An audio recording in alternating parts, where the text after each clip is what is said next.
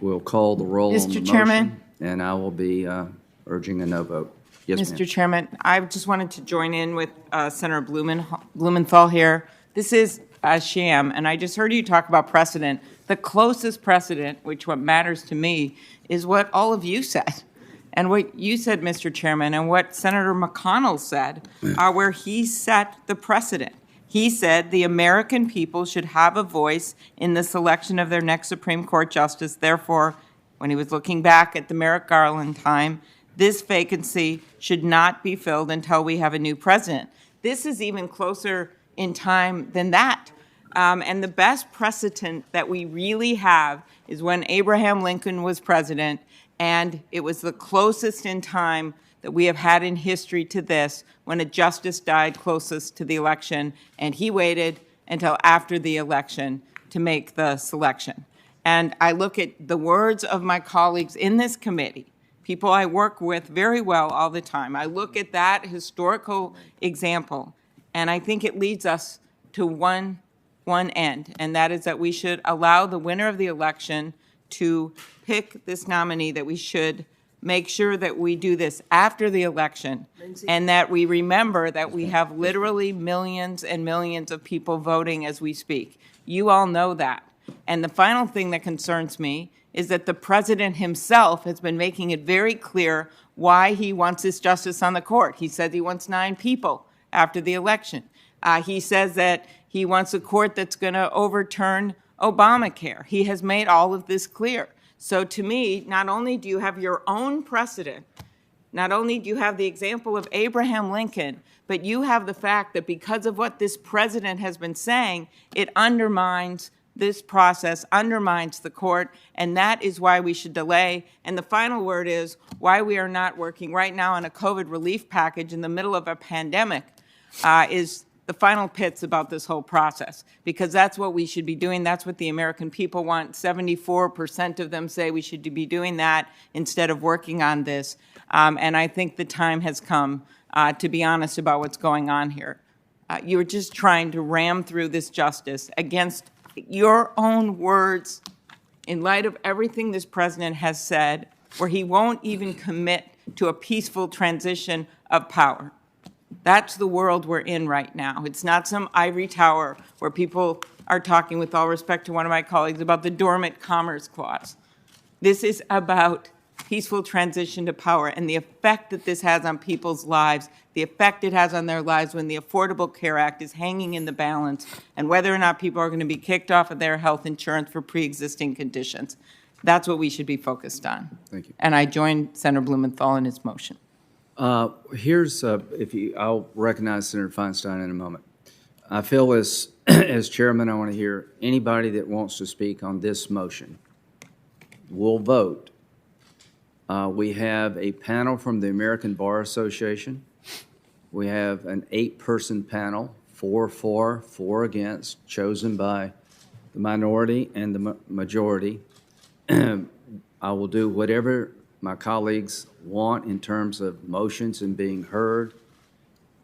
I hate it for the panel, but I'll let you decide what we do today. We're going to vote on the judge on October the 22nd, but I would prefer, if it's possible, we could hear from the panel, but I'll leave it up to my colleagues. Senator Feinstein.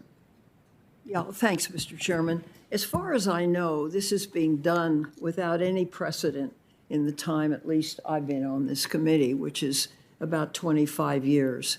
And it's being done, I guess, to show power and push someone through and really abrogate the value of hearings that this committee should treasure and respect. As somebody that's been on this committee for a while, I've really come to value the hearings and the search for information and the desire to do justice to individuals. So I really don't understand why it makes a difference whether it's 2 weeks or 3 weeks or 4 weeks. It allows us to complete a process which we have put in place that has worked, I think, very well over time. And once we do this, we breach I was going to say the etiquette of the committee. I'm not sure etiquette is the right word, but it breaches everything that we have held dear and the processes that we have moved forward with. So I very much hope this does not happen, and there's no need for it, and it's going to create a lot of bad will that doesn't need to be created. So thank you, Mr. Thank you Chairman. very much, and I'll recognize Senator Cruz here, but a brief word. In October, I can't remember when it was in 2013, I got a call from Senator Schumer. We're going to change the rules regarding circuit court nominations. And it was relatively late in the evening. And I said, please don't do that. There'll be no going back, and you'll live to regret it. My view is that set in motion a lot of things that have taken the Senate in the wrong direction. No longer do you require 60 votes. That started with circuit courts. The belief in 2013 was we're going to pack the D.C. Circuit Court with people friendly to our cause. That's where all litigation regarding the government goes. And nobody thought you'd lose in 2016, including me. I've gotten to know the president, but I voted for somebody I really wouldn't know if they walked in the door. The bottom line is 2016 gave an outcome different than everybody in the country thought, except the people who voted for the president in the right amounts in the right states. And isn't that ironic? The American people actually get a say. And from that day forward, there's been an effort to say that election didn't happen, it's not legitimate. Donald Trump is not really the president. As much as I was disappointed that Barack Obama beat John McCain, I accepted the outcome. I voted for his nominees. There is no way you'll ever convince me that Amy Coney Barrett is not qualified using any reasonable standards of qualification. If I applied to Justice Sotomayor and Kagan the standards you're being imposed upon every Republican nominee since I've been here, I wouldn't have voted for them. Senator Leahy, to his credit, voted for Justice Roberts, and that's sort of been the end of it. So the qualification test to me seems to be dead and buried with everybody but me. And I'll have to reevaluate where I am. I want to be fair, but it's kind of silly to play a game nobody else is playing. Now, as to me, in August of this year, I was asked directly, what about a vacancy? I said, after Kavanaugh, everything's changed for me. I'm not going to sit on the sidelines and watch one of our nominees be destroyed after showing respect for two Democratic nominees. That is not right, and I'm not going to do that. As to Judge Barrett, the time periods we've talked about extensively, the same party as the president, the same party as the Senate. You know, Senator Cruz is very smart on all this stuff. I made sure you had a chance to test her. You did, and I want to compliment each member of the Democratic side for being firm but not going down the Kavanaugh road. And we have two panels waiting on us. We'll do whatever the committee likes. I'd prefer to hear from them, but Senator Cruz. Mr. Chairman. Yes, sir. After Senator Cruz, we'll go to Senator Durbin. Yes. Thank you, Mr. Chairman. I'd like to be heard too at some point. Promise you everybody will be able to talk. Thank you, Mr. Chairman. I think it is important for the record to reflect that moving forward on this nomination is consistent with 2 centuries of precedent and tradition in the Senate. Numerous Democratic members of this committee have given speeches. I see they have charts prepared to give more speeches, all attacking the legitimacy of these proceedings. And as John Adams observed, facts are stubborn things. The scenario of a Supreme Court vacancy occurring during a presidential election year is not a new thing. It has occurred 29 times in our country's history. Presidents have made nominations all 29 times. The precedent is unequivocal and uniform. When a vacancy occurs in a presidential election year, the president makes a nomination. That includes Republicans, that includes Democrats. A total of 44 people have served as President of the United States. 22 of them, half, have made a Supreme Court nomination during a presidential election year. What has the Senate done? Again, the precedent is clear. Of those 29, 19 of those occurred when the President and the Senate were of the same party. Of those 19, the Senate confirmed 17 of them. The precedent is clear for a long, long time that if the President and Senate are of the same party, the Senate, in all but extraordinary circumstances, confirms that nominee. How about when the Senate and the President are of different parties? That's happened 10 times. In that circumstance, the Senate has confirmed the nominee only twice. 2016, which our friends on the Democratic side invoke, and I understand why they invoke it. They were frustrated. 2016 was one of those instances in which President Obama was a Democrat, the Senate was in control of the Republicans. They had differing views on the kind of justices that should serve on the court. And so the election resolved those views. One example that has been pointed to, Senator Klobuchar just pointed to it, Senator Harris at the vice presidential debate previously pointed to it, was Abraham Lincoln. We are told that Honest Abe, the founder of the Republican Party, showed the example for why we should not be proceeding on this. I think it's worth noting that example misses a lot of the story.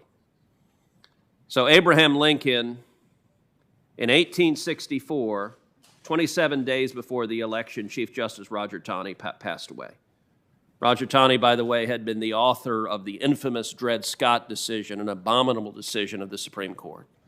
So suddenly there was a vacancy 27 days before the election. Senator Klobuchar and Senator Harris before her both pointed out the fact that Abraham Lincoln did not make a nomination in those 27 days.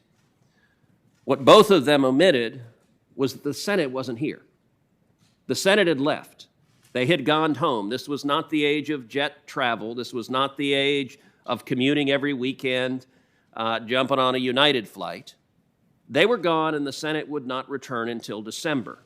So there was no Senate physically present to confirm that nominee. When the Senate did return in December, Abraham Lincoln nominated in December a justice to fill that seat, Salmon Chase, which the Senate confirmed the next day. 24 hours later, they confirmed him. I would note also that Abraham Lincoln was in the midst of a presidential reelection, and as Doris Kearns Goodwin writes so beautifully in Team of Rivals, he was very good at assembling the political coalition he needed to win, and so he had multiple factions of the Republican Party that were splintered. Some things haven't changed from 1864. And Lincoln had multiple players that wanted that Chief Justice seat, all working really hard to reelect him and dangling the nomination out in front of each of them. So Salmon Chase had been his Treasury Secretary. Salmon Chase had been a pain in the rear to Lincoln. And as a result of this vacancy, Salmon Chase went out and campaigned like crazy for Lincoln to get him reelected because he wanted the nomination.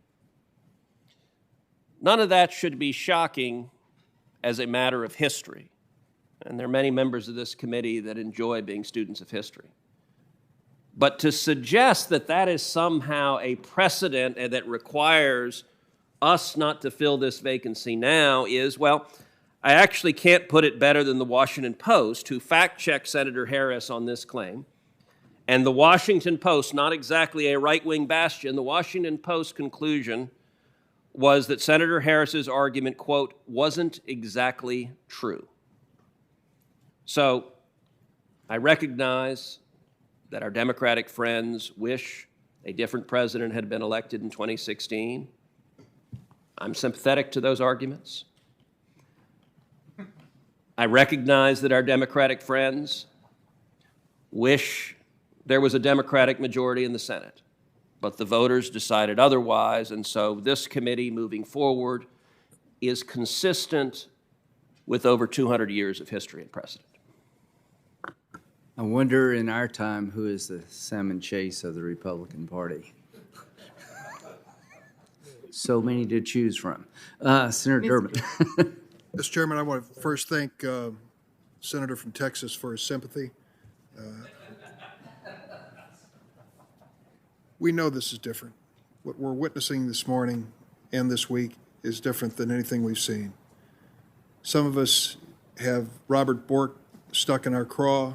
Others have Merrick Garland stuck in their craw in terms of what has happened here. But I think we all need to concede that we're not in a place where we should be when it comes to the operations of this committee and of the Senate and our relationship with the Supreme Court. The chairman started this hearing by reminding us about votes that were taken, 98-0 for Anton Scalia, 96-3 for Ruth Bader Ginsburg. Ruth Bader Ginsburg's vote, incidentally, was some 6 years after the Robert Bork experience.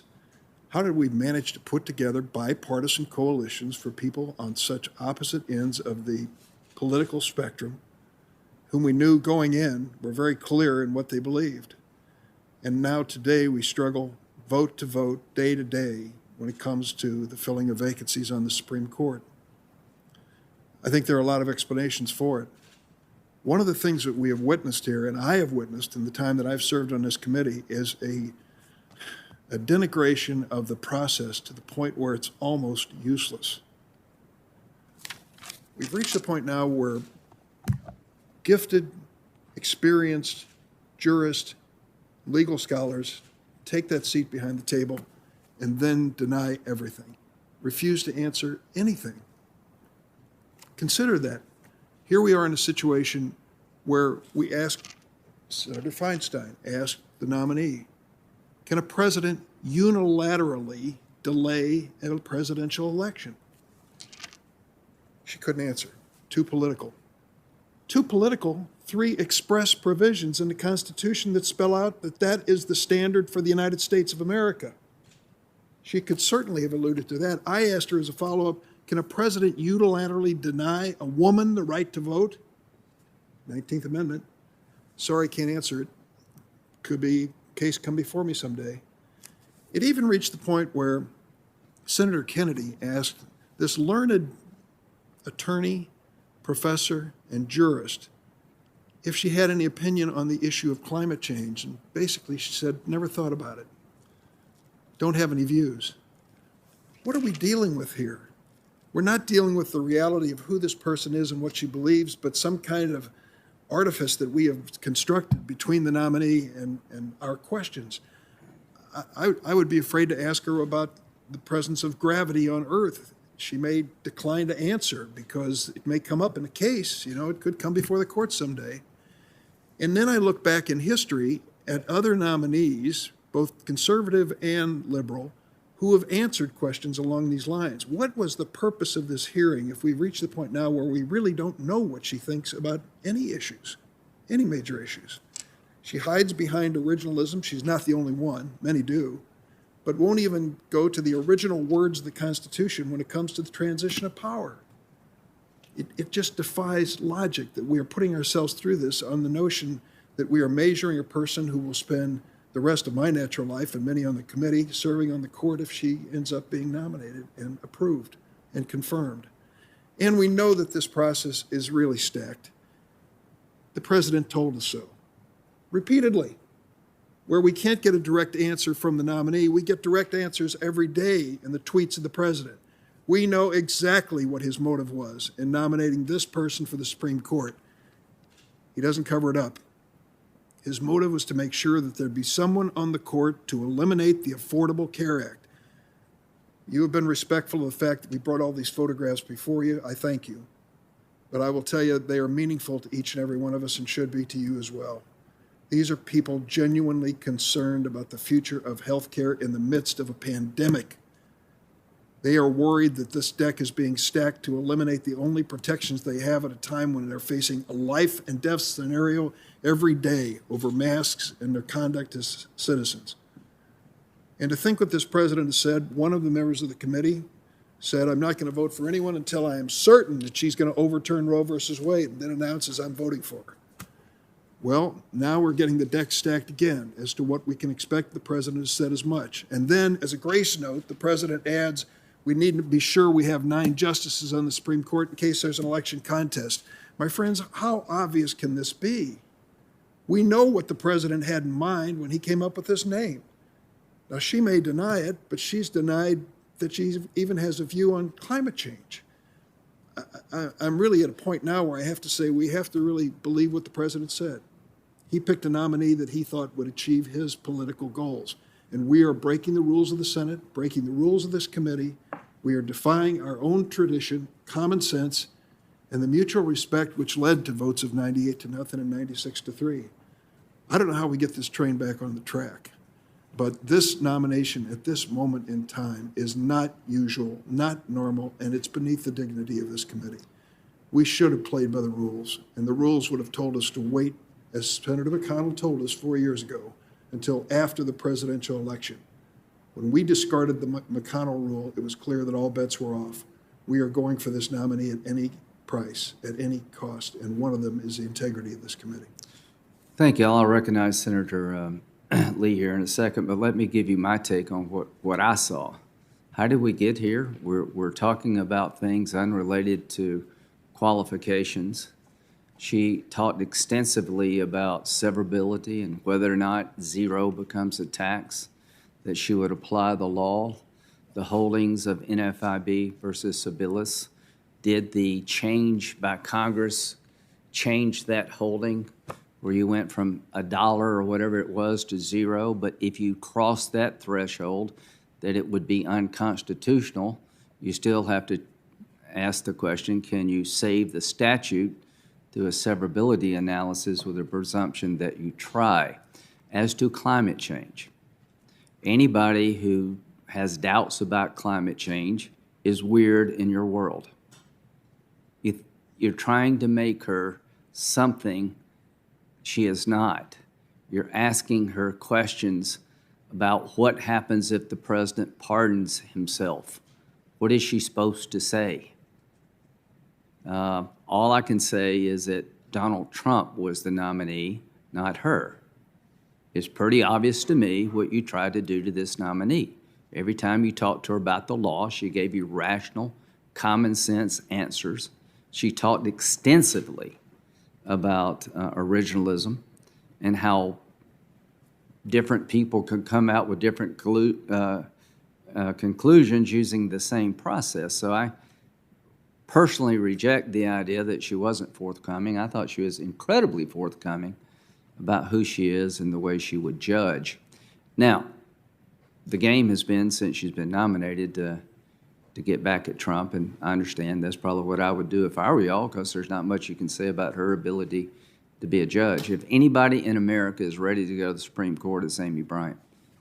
Barrett, if anybody in America has done the homework to be ready for this moment, it is Judge Barrett. If anybody in America has the character and the disposition to handle the job, it is her, in my view. Senator Lee. Thank you, Mr. Chairman. I wanted to cover a couple of issues.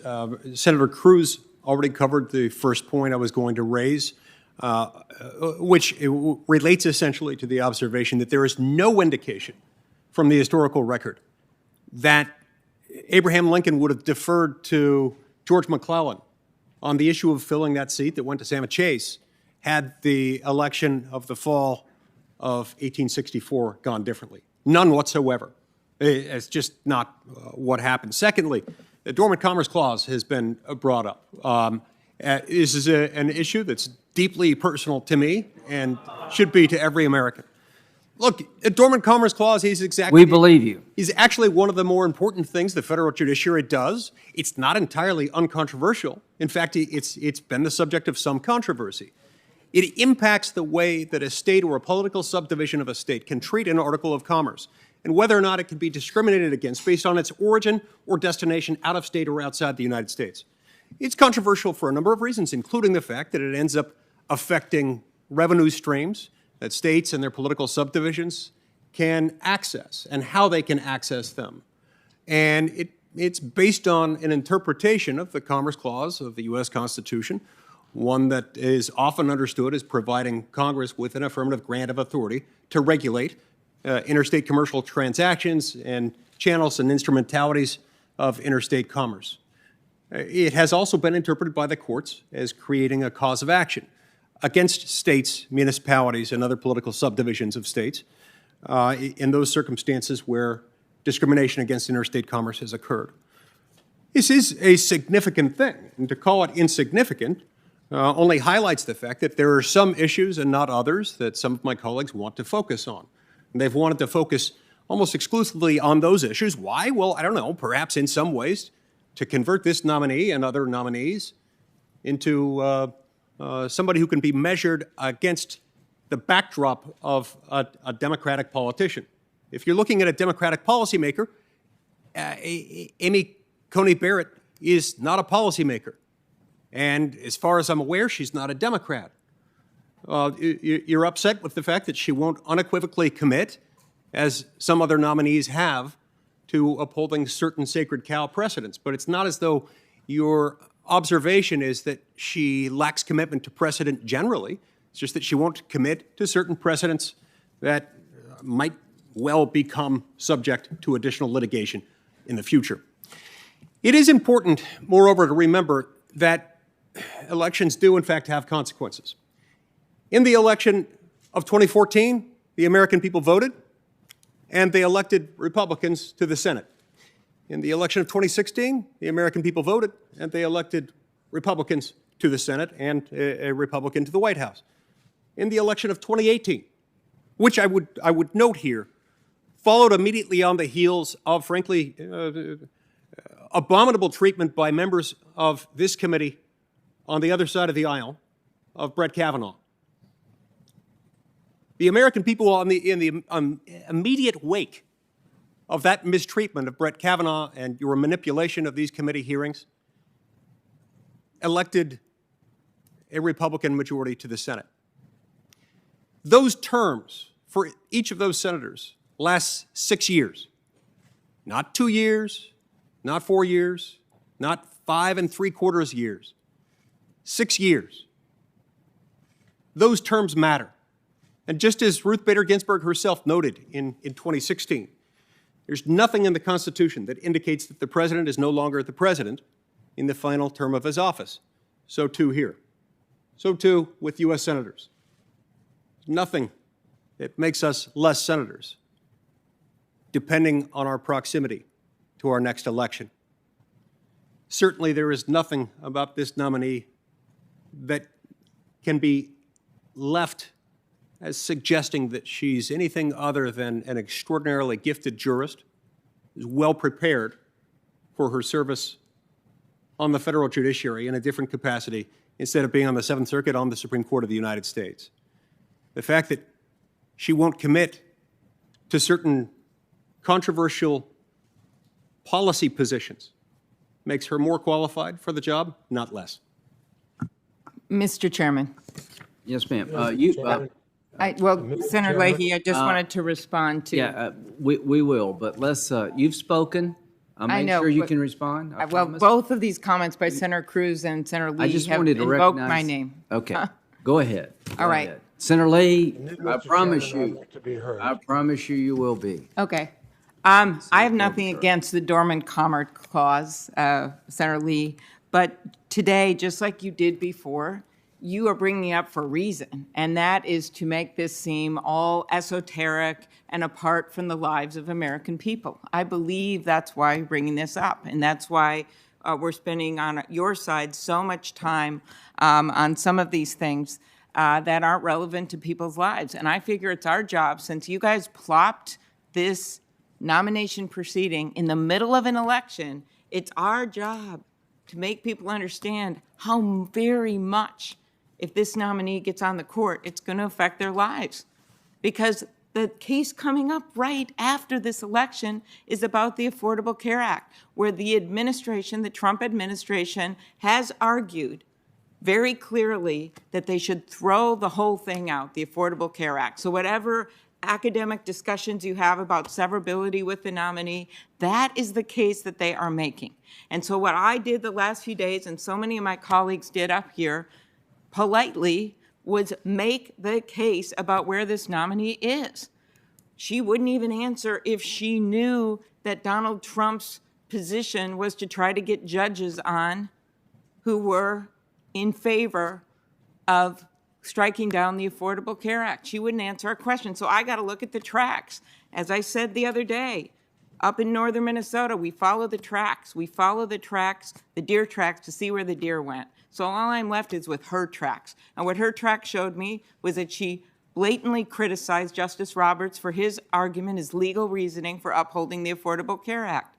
She then goes and says she thinks that Scalia has a stronger argument in another case, which had upheld the Affordable Care Act, but Scalia's on the other side. She then takes on precedent that had been set for long that felons shouldn't be able to possess guns, as Senator Durbin got out. That's another track that I followed down that way. She then signs on to a paid newspaper ad that refers to Roe v. Wade as barbaric on the anniversary of Roe v. Wade. Okay, that's another track. You can have different views on the issue, but this is what I'm left with and what the American people are left with to look at the tracks. So I just don't think you can separate this from the election that we are in. So that is why I think it is a plan to talk about things like dormant commerce clauses so we can get away from what the real world repercussions are of this judge and of doing this to the American people in the middle of an election. But do I come out of this, as I said, as Justice Ginsburg would say in her dissents, that they were blueprints for the future as opposed to, as someone once said, cries of defeat? I don't come out of this for the cries of defeat. You know why? Because it's motivating more people to vote. You chose to do it in the middle of election, so let's all go out there and vote. That is what's happening, because this should not be Donald Trump's judge. This is your country, I say to the American people, not Donald Trump's, and this should be your judge, not Donald Trump's judge, and they are watching. Thank you, and I'll recognize somebody on our side after I have a moment. We'll keep talking here. So number one, the tracks were clear to me when it came to Justice Sotomayor and Kagan. I didn't need a bloodhound to tell me where they were going to go. I understood, based on their writings and their philosophy, they would be with a liberal majority most of the time. They have been. I wasn't surprised at all. I accepted that as the outcome of President Obama's selection. But it was equally obvious to me, Senator Klobuchar, that whatever personal opinions they have, I'm sure I didn't even ask them for pro-choice. Do you think it would be hard to follow the tracks of Justice Ginsburg? She worked for the ACLU. She was a prominent, progressive thought leader. She openly talked about her pro-choice views, and she had every right to hold them. And she was true to herself. And when the Senate voted, they knew they were getting someone very special, but from a conservative point of view with a completely different philosophy. And the Senate saw the same thing in Scalia. How much tracks did you need to figure out that Scalia would be an originalist? And the bottom line with Judge Barrett, like Sotomayor and Kagan, she's somebody that a Republican would pick. Republicans generally look at people of a disposition like Judge Barrett. Democrats generally look at people of a disposition like Justice Sotomayor and Kagan. Y'all have a good chance of winning the White House.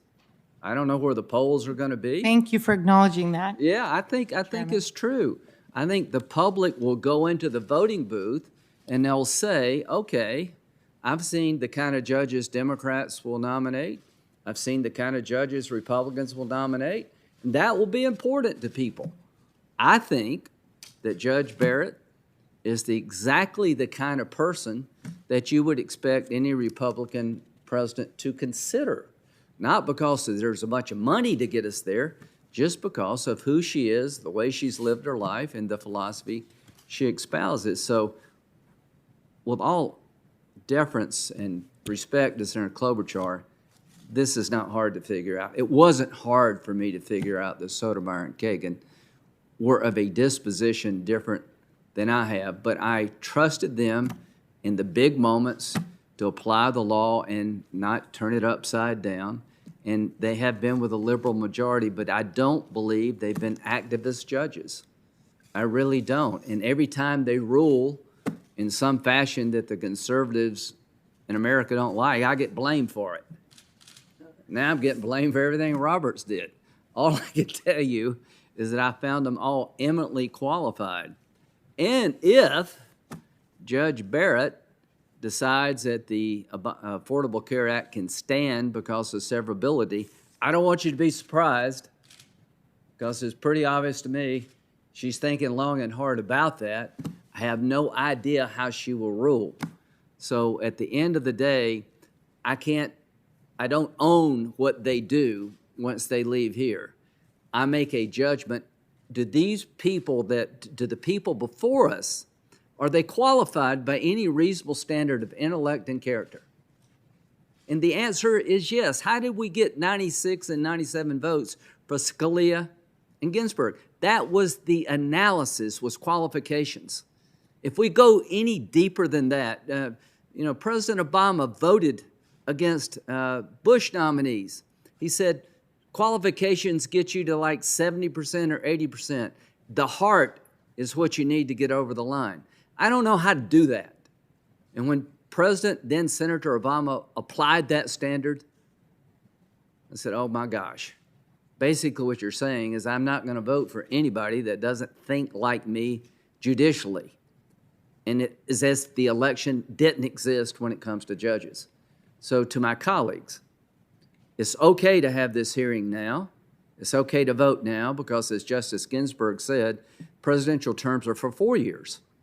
And I want every American to think long and hard about who would you like to be on the court, knowing the difference between the party preferences. That, to me, is more important today than it's ever been. And with that, I'll yield to Senator Lee. And then I'd like to be recognized. And you will Mr. be Chairman. next. You're on deck. You're on deck. Senator Klobuchar, you're actually making the point that I'm trying to make. The Dormant Commerce Clause does, in fact, impact people's lives. It does, in fact, impact local forms of government. It does, in fact, impact and did, in fact, impact the formation of this country.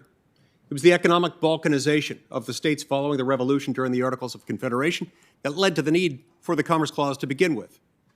There are some questions as to whether or not the courts ought to have the power to create a private right of action to enforce it, or whether that should instead have been created by Congress, which we indisputably have the power to do. Now, if you, and in fact, if all of you now regard this as sufficiently uncontroversial, then we ought to do it. Let's run a Dormant Commerce Clause bill together, and we'll incorporate at least the anti-discrimination wing of the Dormant Commerce Clause jurisprudence and make it law once and for all, rather than just a judicial creation. I'd love to do that. The point is, this one does matter too. It's just, it hasn't yet become the subject of political tugs of war based on fear-mongering, based on fundraising by politicians in both parties. And yet, there are a lot of similarities there. But this is what we've reduced the courts to. And yes, this is their seat. This is the American people's seat. That's why we have elections. Those elections in 2014 and 2016 and 2018 that I mentioned matter. We've got the authority to do this. We've got historical precedent on our side. And we've also got the Constitution and the best nominee I've seen in a long time. Thank Senator you. Leahy. Mr. Chairman, thank you. There's been so much talk about precedent. I think the day will come when the history books are going to use Senator Durbin's comments about precedent. I certainly think that he stated it as well as I've ever heard it stated. We also have another precedent. We have another precedent, and that is senators have always kept their word. Certainly, the first thing I was told by the Democratic leader and the Republican leader when I came to the Senate was senators keep their word. And I think about what the Republican leader and Mr. Chairman, even though we've been friends a long time, I think about what you said. as your reasons for delaying any vote on Merrick Garland. I wish you had kept to what you said then. You haven't. Now, the committee may not be through the confirmation with Judge Barrett, but we're now officially through the looking glass, as if ramming through confirmation hearings just 2 weeks after Judge Barrett's nomination and less than 3 weeks before an election, amid a pandemic affecting committee members, wasn't enough of a sham. We're now proceeding to advance her nomination before the hearings are even concluded, before we even have a chance to ask the nominee all of our questions. Many senators submitted questions, or she said she'd answer them, I guess knowing we're going to vote before we hear those answers. We haven't even had a chance to hear from all the witnesses this committee deemed necessary before we voted. And apparently before we've even reviewed all of Judge Barrett's record. Records of her undisclosed speeches and materials continue to pour in. I think there was a half a dozen or more last night. All of those were omitted from her questionnaire. I'm not suggesting that Judge Barrett intentionally failed to disclose all these records in the committee, but normally we have enough time to then go back and find ones that they did fail to. And I'm absolutely suggesting that the mad rush to confirm her has predictably come up with that. So there is no reason why these deficiencies can't be cured. There's no reason why this nomination can't be delayed. If President Trump wins re-election in a couple of weeks, well, then take up Judge Barrett's nomination in January. That process would be legitimate. This one is not. In fact, this process is a caricature of illegitimacy.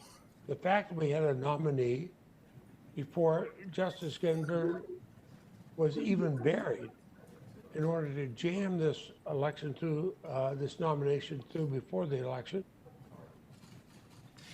that's a mark on the United States Senate. It'll be a mark of a process of callous political power grab. Now, it's no secret why President Trump is so desperate to install Judge Barrett before the election. President Trump is always one to say the quiet part out loud, often very loudly. He said he expects his nominee to side with him in any election-related dispute. He's made it impossible for Americans not to question Judge Barrett's impartiality if she has to vote on such a case as a justice. And so I find it incredibly disappointing. She declined to commit to recuse herself from any election-related disputes. If she decides in the president's favor in any election-related dispute, it's going to cause grievous harm to both the court and indeed our democracy. A judge should not place the integrity of either in such jeopardy. I worry about what is happening in these processes, that we are going to diminish the respect that all Americans should have for our federal judiciary. And it gets even worse. Republicans have another horse in the race, their lawsuit to strike down the Affordable Care Act on November 10th. The president and the Republican attorneys general do not just want to strike down some of the ACA, they want to strike down all of it. And almost every Republican on this committee has joined in those briefs. They've tried, Republicans on this committee have tried for years to overturn the Affordable Care Act, both in Congress and in the courts, something that so many millions of Americans with pre-existing conditions worry about. But now they think they have an opportunity with Judge Barrett. Certainly President Trump has said That's what's expected. She's repeatedly criticized the constitutionality and legality of the law. She's never defended it. That she's been very clear, very outspoken about. So that's why we're here today. I think Republicans see an opportunity to wildly swing the balance of the court for decades instead of having a court where both Democrats and Republicans could look at it and think it's going to be even-handed.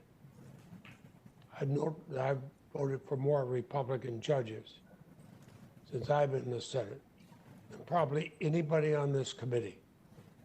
I believe in an even-handed federal judiciary. I don't believe in a president of the United States backed by Republicans in the U.S. Senate saying, we're going to say which way the court is going to go. In fact, that's why Republicans have gone back on their word about giving the American people a voice. When President Obama nominated the eminently qualified Judge Merrick Garland 10 months before an election, not 10 weeks, 10 months before an election. Merrick Garland, a person with many Republicans who served on this committee, said they would vote for until the Republican leader told them to shut up. And that's why Republicans are diminishing the committee and the Senate into a mindless rubber stamp now. There's really no way to gloss over how wrong and base this process is. The damage inflicted in the wake of this outrageous power grab is going to be considerable, perhaps even irreparable, both to the U.S. Senate and to the federal judiciary. It doesn't have to be this way. This doesn't have to be the story of Judge Barrett's nomination. It's what Republicans have chosen. Certainly, you could have waited till the election was over and then gone for it. But in their pursuit of raw power, the drive to deprive millions of Americans of their basic health care protection, Republicans are willing to shred every principle this place once stood for. I always thought of the Senate as being the conscience of the nation, or a violation of the conscience. I see what for what it is. The American people, I hope, will too. Thank you. Thank you, Senator Lee. Anybody else? Senator, Thank you, Mr. I'll make Chairman. sure everybody gets to speak. Since it's my motion, I'm going to ask to speak for a second time, if I may. You may. Thank you, Mr. Chairman. I'd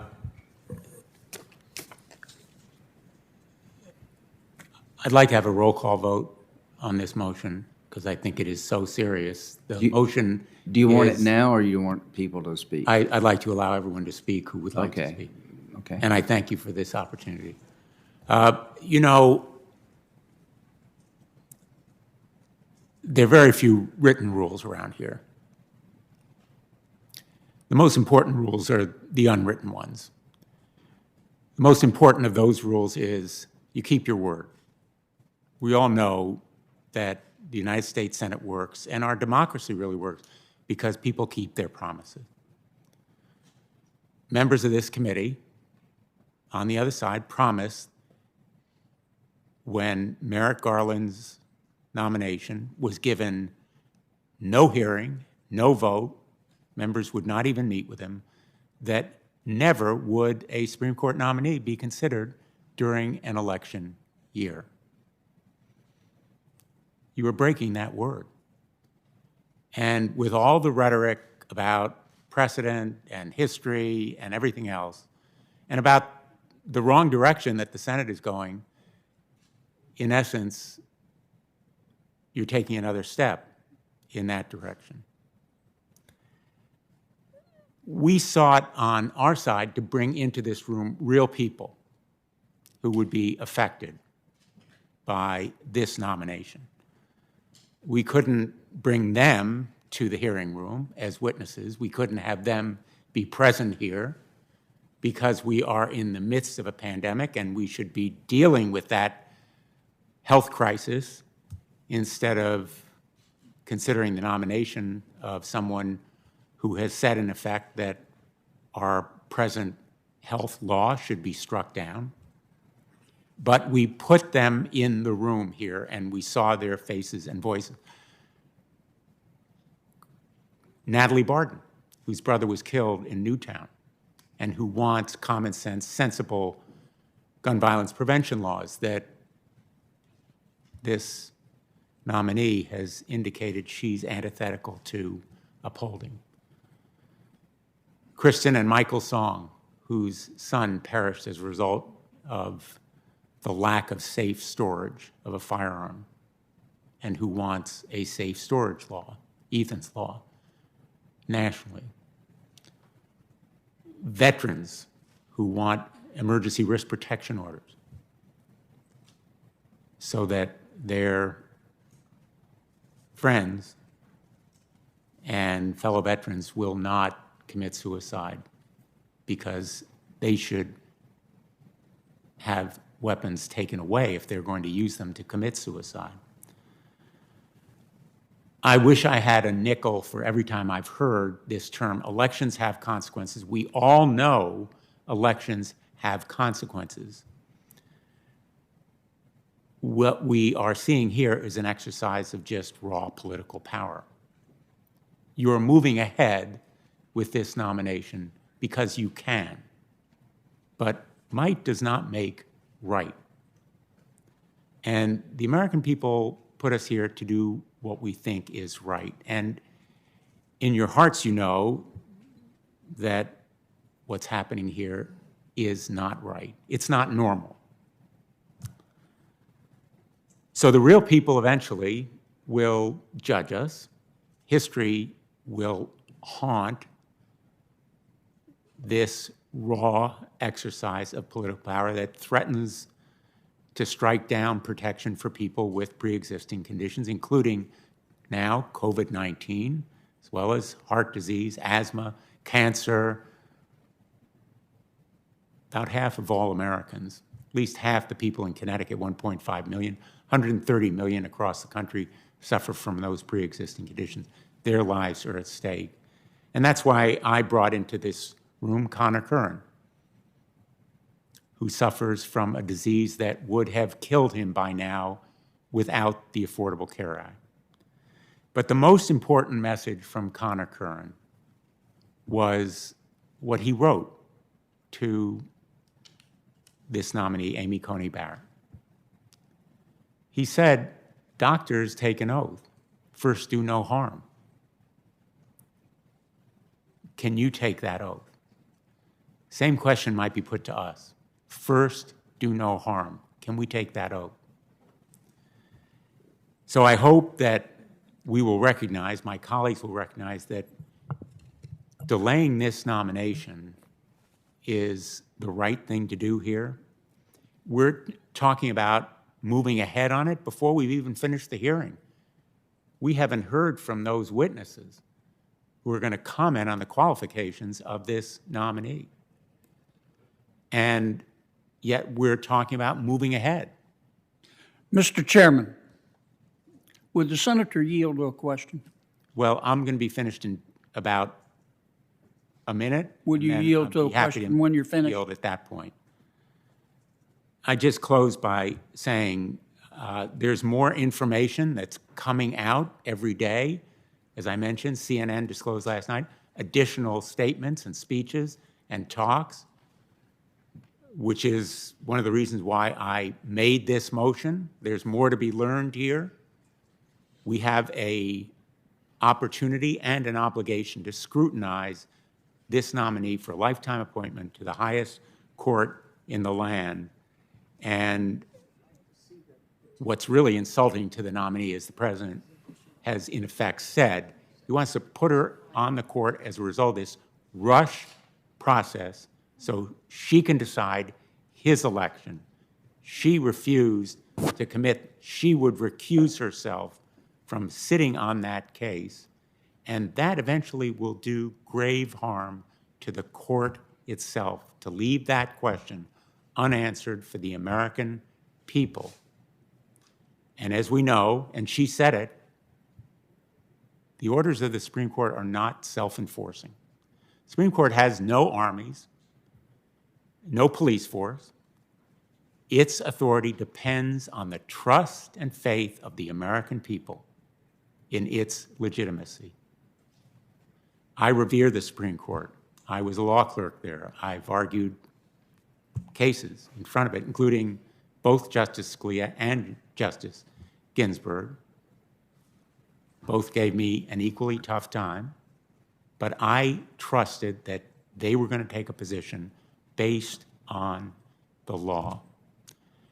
We do grave damage to the Supreme Court by politicizing it in this way. And so I ask my colleagues to vote aye on this motion and delay indefinitely the proceedings on this nominee. Now, would the senator yield to a question, Mr. Chairman? Senator, you know how much I respect you. I appreciate that. I know you know that. But you just accused me of breaking my word. I want to know how you've reached that conclusion. When did I promise, in representing the good people of the state of Louisiana, that I would not vote on a Supreme Court nomination when a president, any president, brought it before me as a member of this committee? I've read the Constitution. I know you have. I've listened to your eloquent questions for 3.5 years here. The Constitution's unaffected by the electoral calendar when it deals with filling a Supreme Court nomination. So when have I broken my word not to vote on this nominee?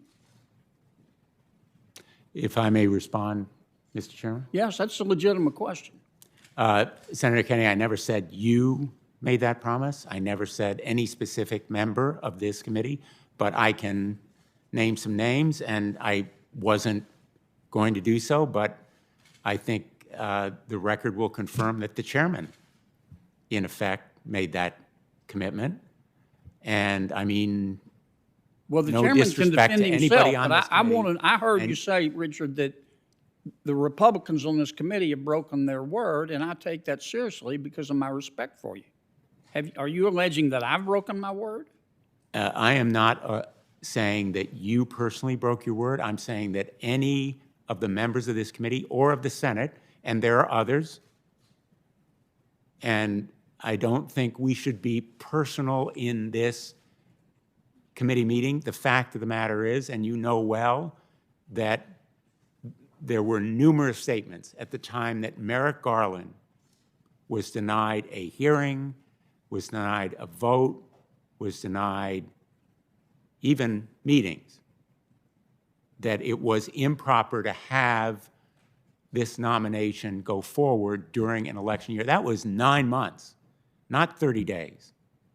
And this committee is voting less than 3 weeks before the election. The full Senate will vote days, literally days before November 3rd. And right now, Americans are voting. We are in the midst of the election. Americans are, in effect, going to the polls in more than 11 states. Probably it's now more than 15. So I am just saying that the commitment was made during last year, and I'm asking the members of this committee to abide by that commitment. But you're not saying that I made that commitment. I'm not saying you personally did. That's what I wanted to clear up. Thank you, Senator. And Senator Blumenthal, I did not take personally you using what I said. I don't, any of you. That's all fair game. Just look at everything I said. Because in August of this year, I said if there's an opening, we'll see what the market will bear after Kavanaugh.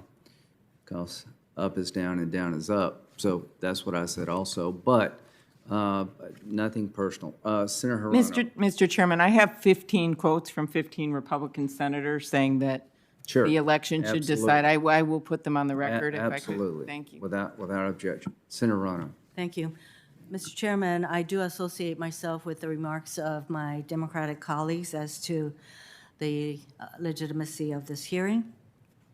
Mr. Chairman, you noted that Ruth Bader Ginsburg had tracks as to her position on important issues.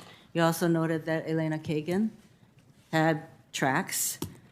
And of course, I note that Republicans have voted over 70 times, or at least 70 times, to either constrain or repeal the Affordable Care Act. The tracks of this nominee are that she will strike down the ACA. Those are her tracks. So thank you for not hiding that from the American people as they worry about their health care in the middle of a pandemic. As for the lifeline you tossed Judge Barrett about severability to save the Affordable Care Act, that is a smokescreen. She didn't invoke severability when she criticized C.J. Roberts for, as she put it, stretching the limits of the Constitution to uphold the Affordable Care Act. If C.J. Roberts had followed her reasoning, he would have voted to strike down the Affordable Care Act. We all know that severability is a canon of construction. And the counter to that is, just as Trump and the Republicans are arguing in the Supreme Court, nothing in the Affordable Care Act can be severed so as to sustain it. And that is why we are so concerned why she's being rushed in this process. Thank you. You, Senator Coons, then Booker, then Feinstein, and anybody over here. Thank you, Mr. Chairman. Mr. Chairman, sorry, Mr. Coons, could you just redo that order and say Coons, Feinstein, Booker? No, Coons, Feinstein, Booker. Oh, I'm sorry. Coons, Booker, Feinstein. Cornyn will be after Senator Coons. I'm happy to defer to the ranking member if she. Chair.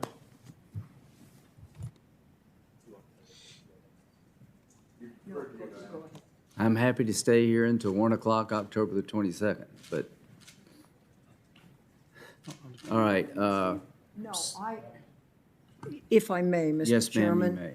I really listened carefully to these comments, and I must say that, you know, the argument for really giving due regard to this nominee, I think has been cogently made on our side. And I would hope that the Republican side would listen to that. These are lifetime appointments. They last for decades. And so what is done here will affect policies long before, long after our lifetimes end. So I think we're in the time I've been on this committee, Mr. Chairman, the 25, 26 years, there's never been a situation quite like this. And I think history will regard us well if we are considered and diligent and patient. And I see no need to charge ahead, and I just wanted to say that. Thank you. Thank you. Senator Cornyn.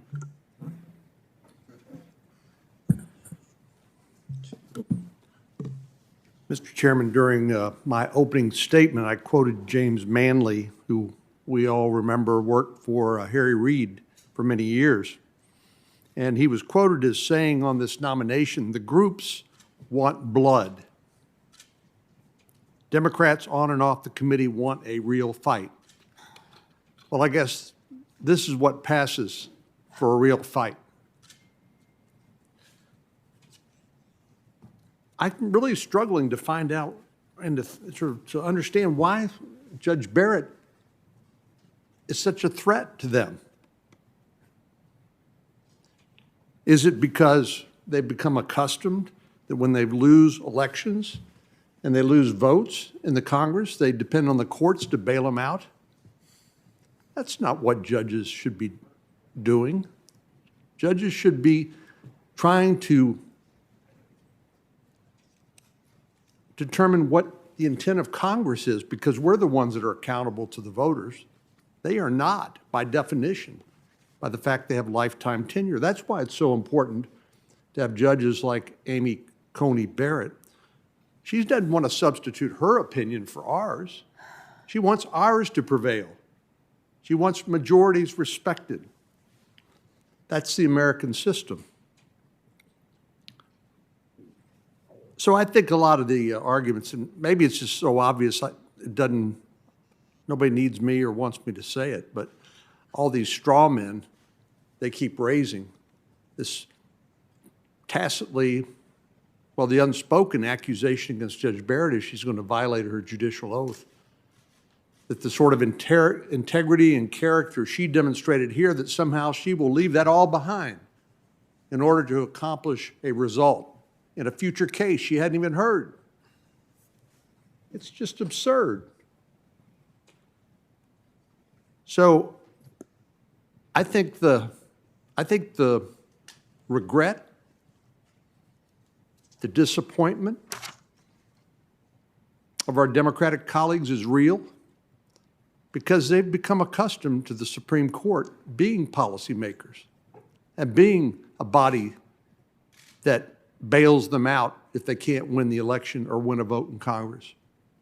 So I understand their disappointment, but I think their loss is the American people's gain. Senator Coons. Thank you, Mr. Chairman. Today, my constituents from Delaware are asking the same thing. They've been asking for weeks. In this particular context, the question is, and I got one just while we were sitting here, why is the Senate Judiciary Committee meeting to race through your process and this confirmation when the Senate itself isn't in session? I was delayed a few minutes this morning because I went and got tested for COVID by the Senate physician so that I can return with some confidence to my family this evening that I haven't picked it up while here. The Senate of the United States is not in session because we have an outbreak amongst senators. And I am not confident we've provided for senators, for staff, for the White House, frankly, for the American people. My little state is just 900,000 people.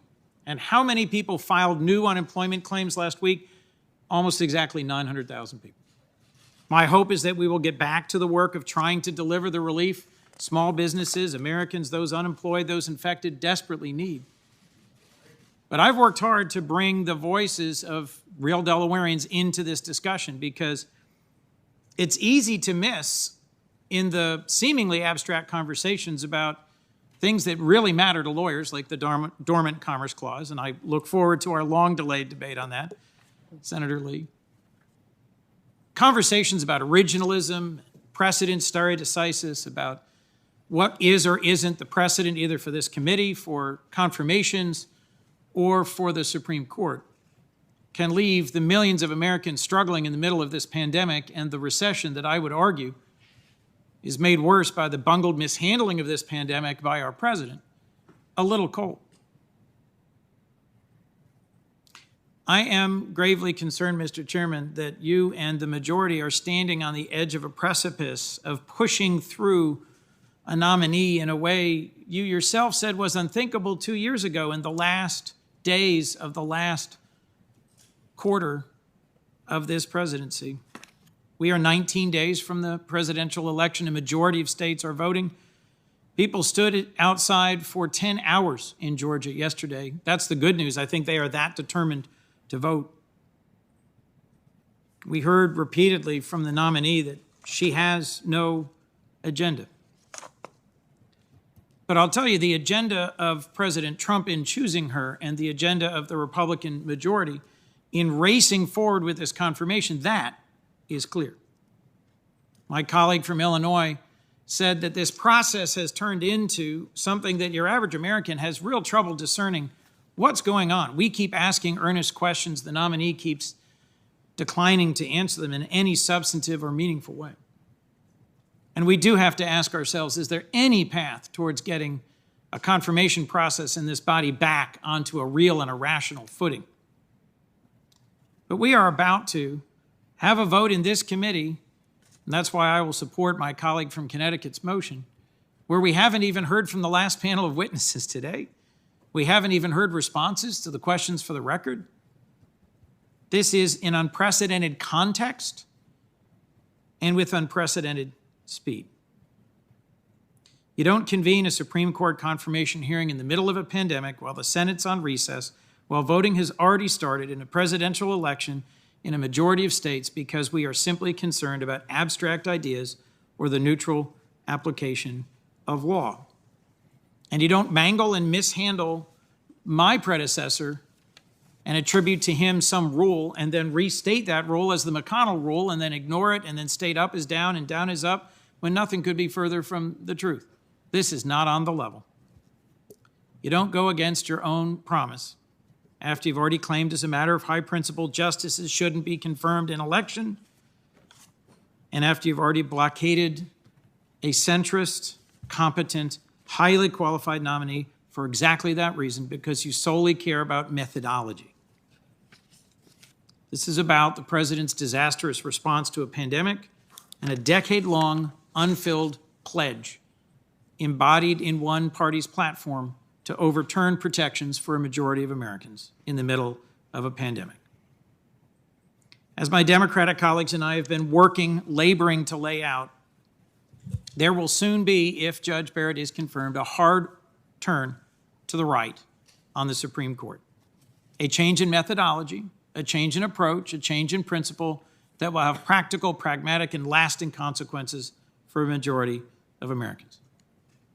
After studying Judge Barrett's record, I'm convinced she would come to the Supreme Court with a deeply conservative originalist philosophy and a judicial activism with regards to precedent that would put numerous long-standing rights the American people have come to rely on and hold dear in nearly every aspect of modern life at risk.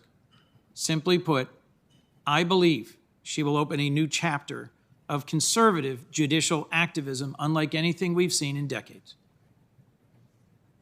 First, Judge Barrett, as Justice Barrett, may well cast the deciding vote to overturn the Affordable Care Act, with potentially disastrous consequences for a majority of Americans. Everyone watching at home has heard my colleagues say that for the last 10 years, their top priority has been repealing the ACA.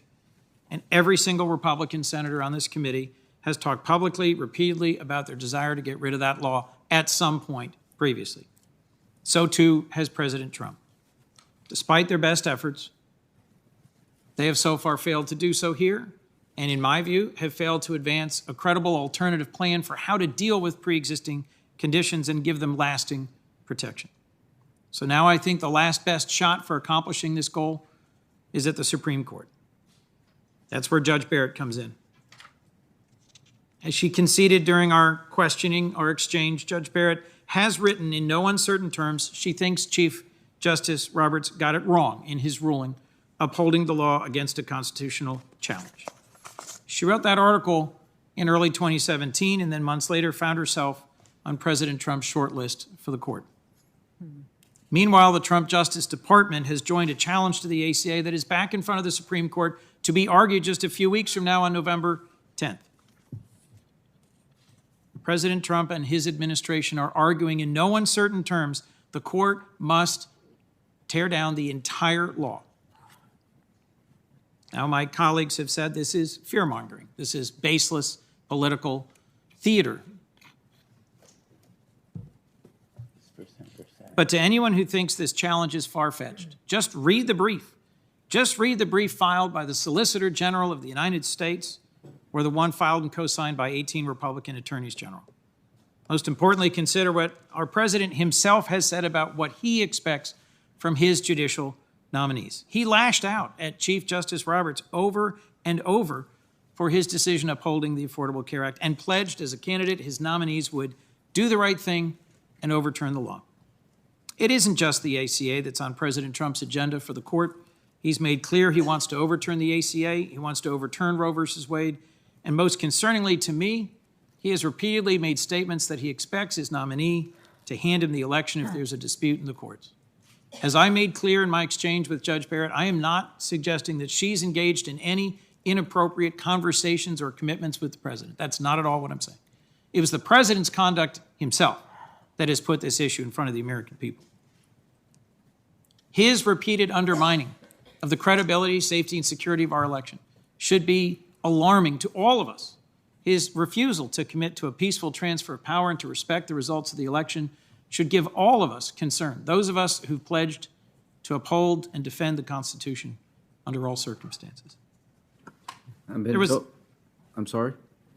If I could, Yes, I'm please. sorry. No, keep. I will not speak after this. This is. No, that's fine. I'm sorry. I didn't mean to interrupt you.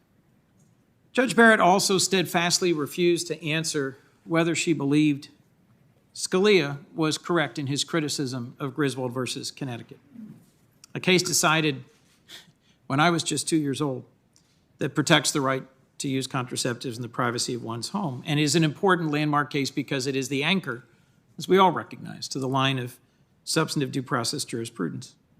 Chief Justice Roberts, Justices Alito and Kavanaugh were willing to say Griswold was right, so it left me concerned. And then, as I laid out yesterday, what truly concerns me more is her approach to precedent. Precedent's been called the foundation stone of American law. It gives predictability, stability to it.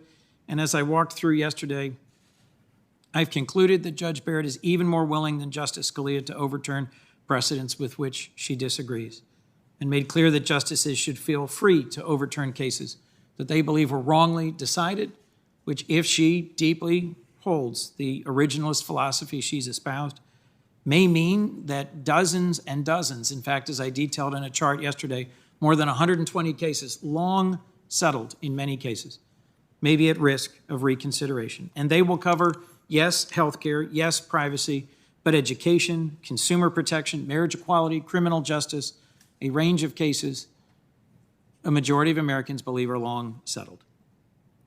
Last, as to President Trump's most critical expectation or expressed wish, I was concerned that Judge Barrett would not specifically commit to recusal in the event there is something arising from this imminent presidential election. I think nothing could be more challenging to the role of the Supreme Court in our national life. And I urge my colleagues, first, to consider seriously the senator from Connecticut's motion and to delay the final stages of this process until after this election. But equally, if not more importantly, to think about the moment we are on. Because if this election in some way is interfered with, does not go appropriately, I think that our democracy itself is at risk. So at the very least, to be clear, I thought nothing was stopping Judge Barrett from making a commitment to recuse herself, given what President Trump has said, and was gravely concerned she did not. So, Mr. Chairman, I'll conclude. I will not be voting to confirm Judge Barrett to the Supreme Court, but I frankly think we should not be taking this vote. We should not be proceeding today. We should instead be turning to the urgent business of protecting the American people and ensuring the safety and security of our election and keeping our word. Thank you. Senator Kennedy. I want to associate myself with part of Senator Coons' remarks. I think I've been here less an amount of time than anybody on this committee. You are the most interesting people I've ever been around. I mean that. The Senate is. I haven't met a dummy yet. I realize that might be debatable by some. I haven't met a single solitary member of the Senate that doesn't want what's best for America. And I certainly include you in that number, Senator Coons. And I think we ought to do something about the economic consequences of the coronavirus. You know, I don't know why bad things happen to good people, but it has happened to the world. And it has had public health consequences and private health consequences, but also economic consequences. And Chris, I'm not trying to score political points here. I mean it, what I'm about to say. Senator McConnell's going to put a coronavirus bill, on the floor next week. And I understand that many of my colleagues on both sides of the aisle think it's not a perfect bill. So if you'll talk to Senator Schumer, I'll talk to Senator McConnell. People on this side of the aisle that have more influence than I have can talk to Senator McConnell. Let's agree to proceed to that bill And let's debate it and start the amendment process. And let's debate and decide. I didn't come up here for delay and stultification, and you didn't even do that either, Chris. And let's go try to pass a bill next week. I think everybody on this committee tests their assumptions against the arguments of their critics. That's one of the reasons that I find you all so interesting. I'm willing to consider Democratic amendments to that bill. So let's do it. But it will require my Democratic friends to vote to proceed. So I'm asking you respectfully, vote to proceed on that bill. And then let's start amending it. And let's pass something. Thank you, Mr. Chairman. Senator Booker? Mr. Chairman, let me apologize up front for this metaphor I'm about to use. I know it will insult the two vegans on the committee, me and Senator Cruz. But I believe...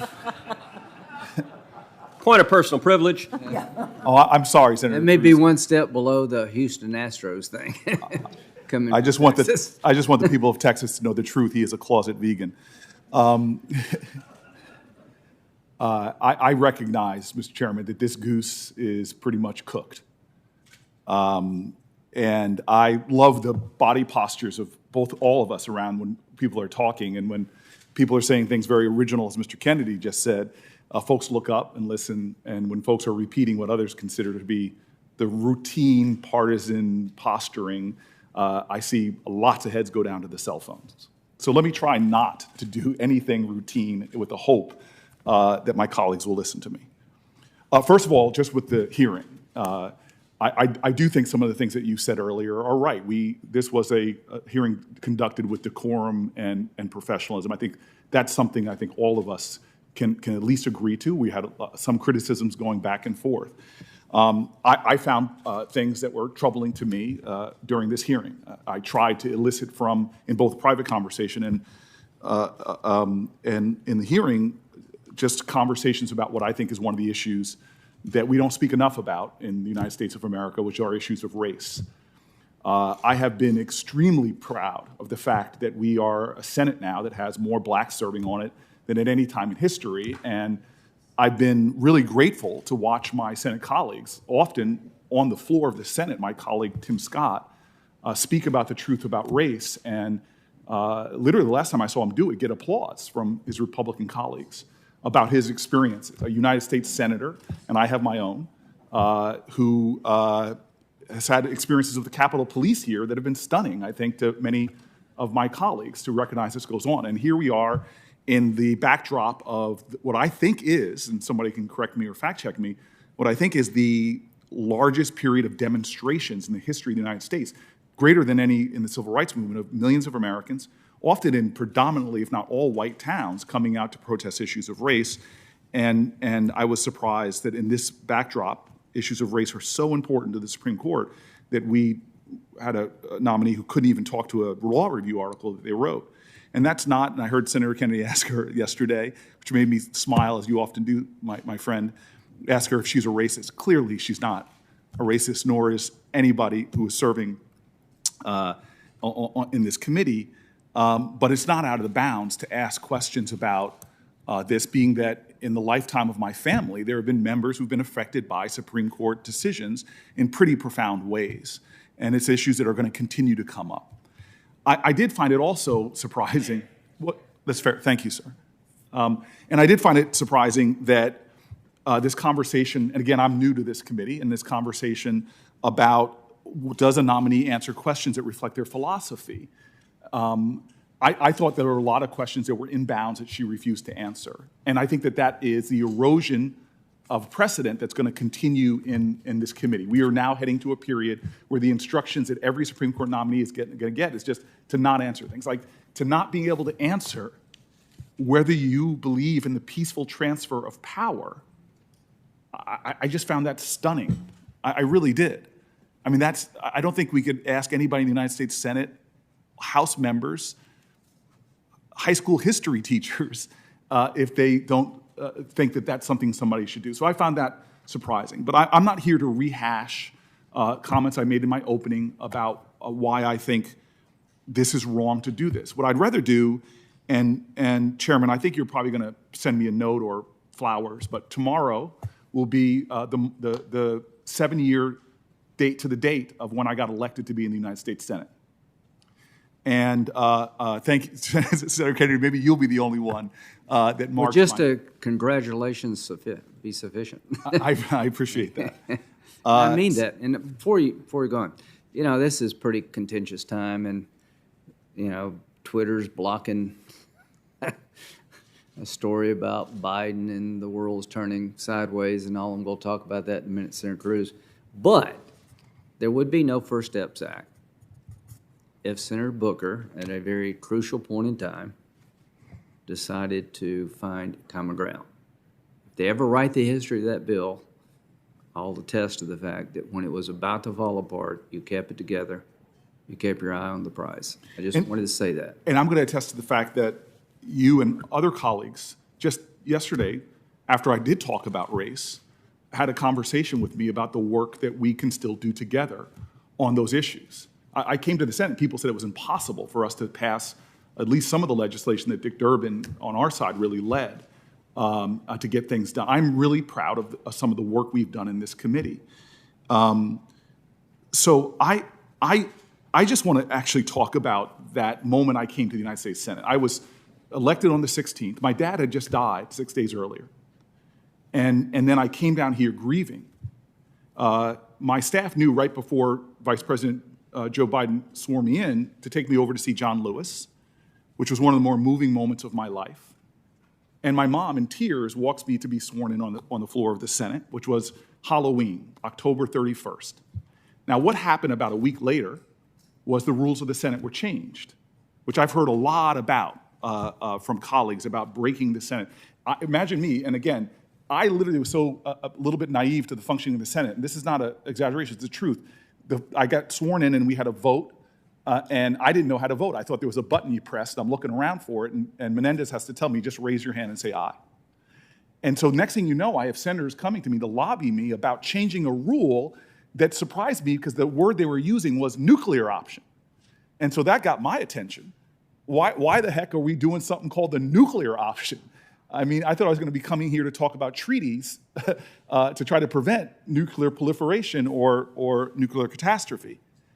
And I had senators who I really respect, people I saw as statesmen and women, coming to me and explaining to me about what they saw was the loggerhead, the chokehold that Leader McConnell was putting on the ability of Senator Obama to put executive positions and judges on. Now, I just recently heard Mitch McConnell brag about that he was able to choke the number of judges that Obama was able to put on to give President Trump a historic number of vacancies to fill. Now, I'm not actually bringing this up as a point of argument because I've listened to this hashed out, both sides claiming injury and claiming harm in this, whatever the debate is. I believe I did the right thing with my vote.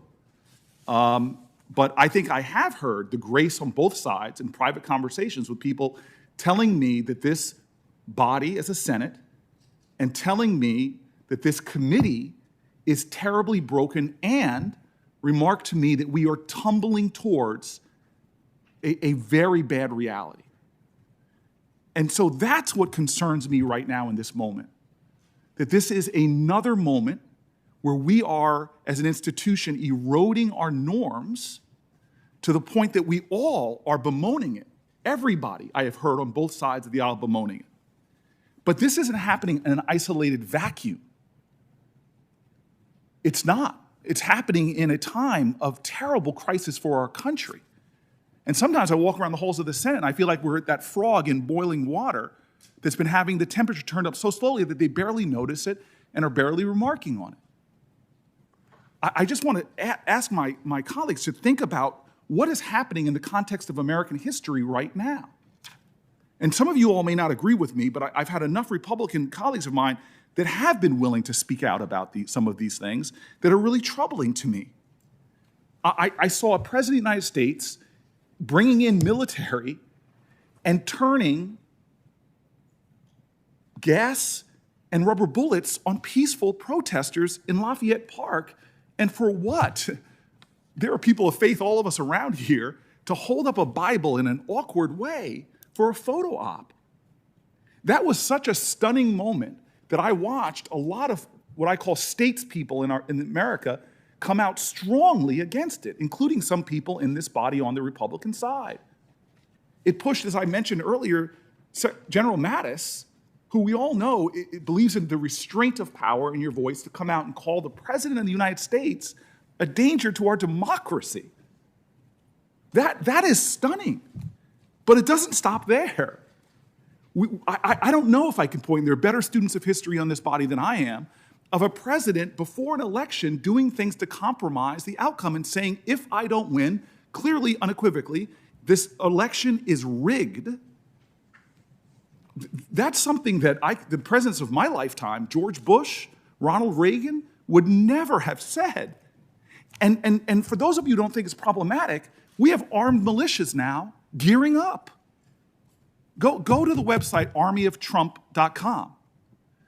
First of all, that worries me just because I like my conservatives, because usually pick things that we all agree on, calling organizations freedom or liberty or bringing in those words. This is the cult of a personality.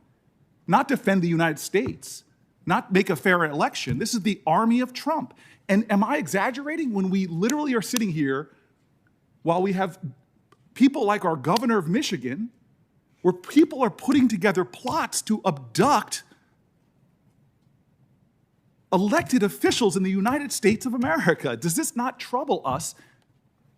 The things that are going on are stunning to me. A president saying, stand back and stand by, to an organization that's just doing that, standing by. We have literally, in this moment, a president refusing to unequivocally talk about the peaceful transfer of power. All of these things are troubling.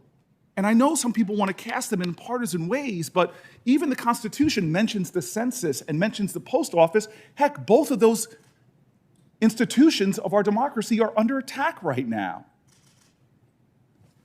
I see these signs all around us that should make all of us concerned and worried about what's going to happen 19 days from now. I never thought I would be having rational conversations with Republican colleagues of mine, far be it just members of my family, that I am fearful of the violence that might happen around an election. That I am literally having conversations on my side of the aisle with people saying, what are we going to do to protect the polls in black communities from what happened in 1981 in New Jersey, where, again, people with arms came in to try to undermine people voting. This is actually going on in America. These are real conversations by rational people. This is not partisan rhetoric. This is facts, but it happens on something deeper. And I was so moved by somebody, I texted them on the Republican side, who talked about these deeper issues of our country. I really appreciate what you said, Senator Kennedy, because we do have common virtue. We do have common values. We do have common cause. The lines that divide us are not nearly as strong as the ties that bind us in this country. I still believe that. Call me earnest or call me naive, I still believe that. But right now, we are doing tit for tat. I hear people calling us extreme, when there are times I sit back. I remember in 2016 that many of my colleagues were talking about a Supreme Court seat and saying, let's just keep it open. People on this committee, let's just keep the Supreme Court open for 4 years if Hillary Clinton wins. There are things that have been going on both sides. But while we are doing this, we are failing as a body to lead in a time of crisis. We have food lines in America that haven't been seen since the Great Depression. We have unemployment rate in America that we haven't seen since the Great Depression. New business starts have been going down for years, and now we have small businesses closing at rates we have not seen since the Depression. Farms. I don't know if anybody heard, but I ran for president last year. And there are farms We are seeing the closure of the independent American farms at a rate we haven't seen since farm crises in the 80s and before. Let me go more, because I know that my colleagues are concerned with this. Life expectancy in America is going down. In every other industrial nation, it's going up. You want to talk about national anxiety? Rates of depression? Clinical depression are going up. Usage of antidepressants going up. There are all of these signs in this country that the great experiment in democracy on the planet Earth, on all comparison. In fact, Mr. President, Mr. Chairman, I'm sorry, you ran for president and lost, sir. Yeah. Way behind what you were able to do. Thank you. Thank you very much. Not even a T-shirt in my case. But I just want to point out to you, when I came to this body from being an executive, I really was interested in data. What's the data? I had dashboards when I was mayor of my city that showed me how successful we were doing. I looked at the dashboards for America that I could find. One of them was the World Economic Forum that keeps data on the competitiveness of our democracies. We were number one in my dad's era on every one of their metrics and every one of their measures. The quality of our infrastructure, education of our children, even the research and development. We were the innovators of the planet. Well, now we're not even in the top 10 for most of their measures. China's just built 18,000 miles of high-speed rail. Have we done a major infrastructure bill? The busiest rail corridor that goes through Delaware and New Jersey from Boston to Washington, D.C. runs half an hour slower than it did in the 60s.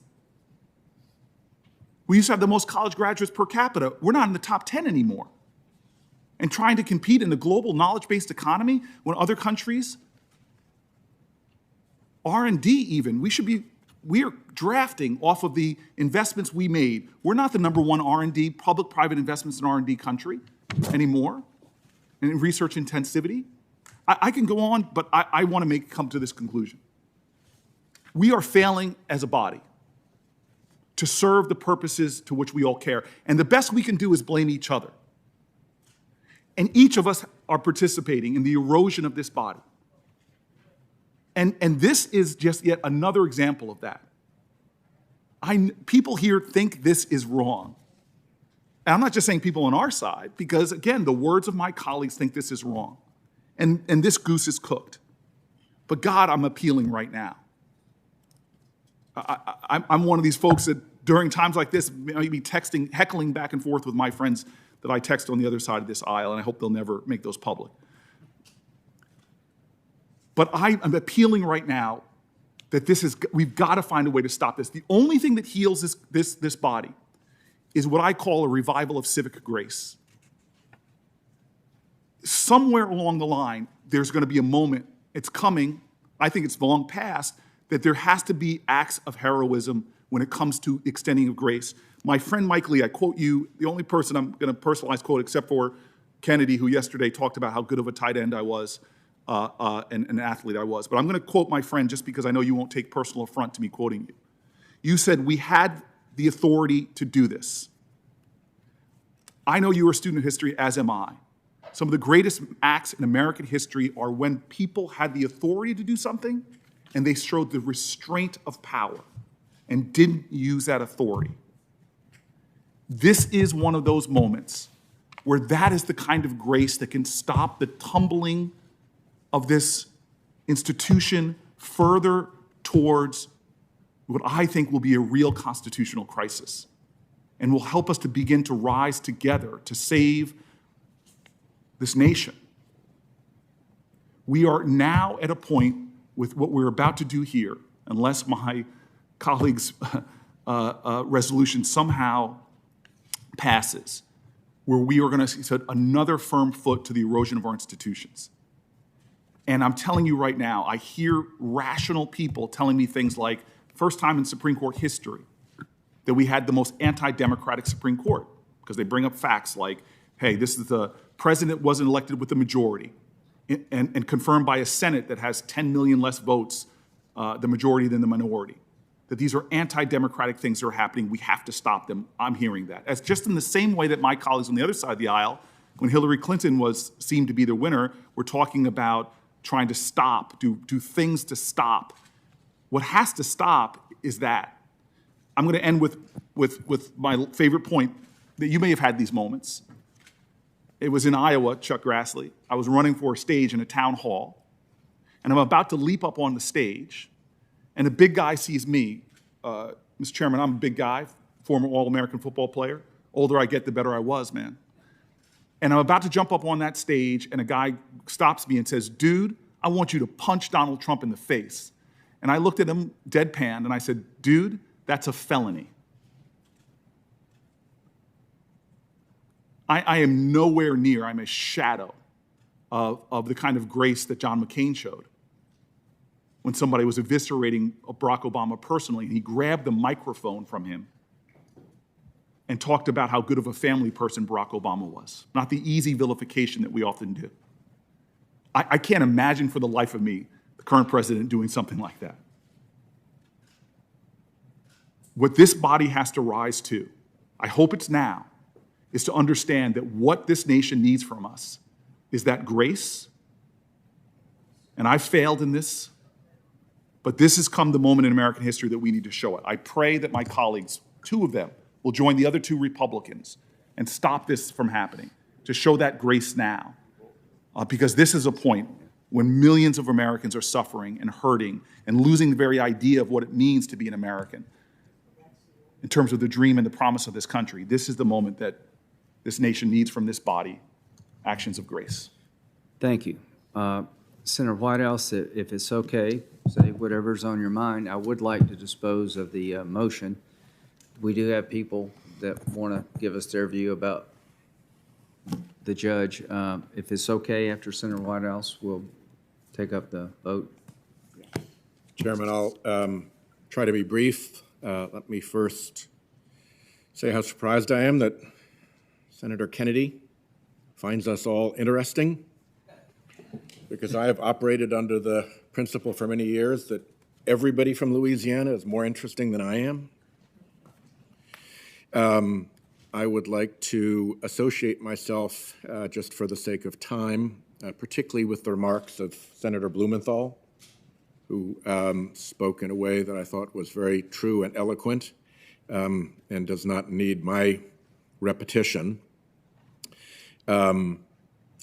I do want to suggest to colleagues that the rule of because we can,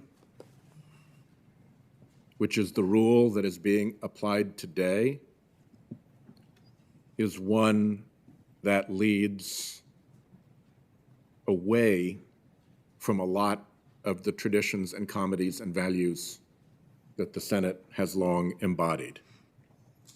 There are Republican members on this committee of whom I am very fond. But don't think that when you have established the rule of because we can,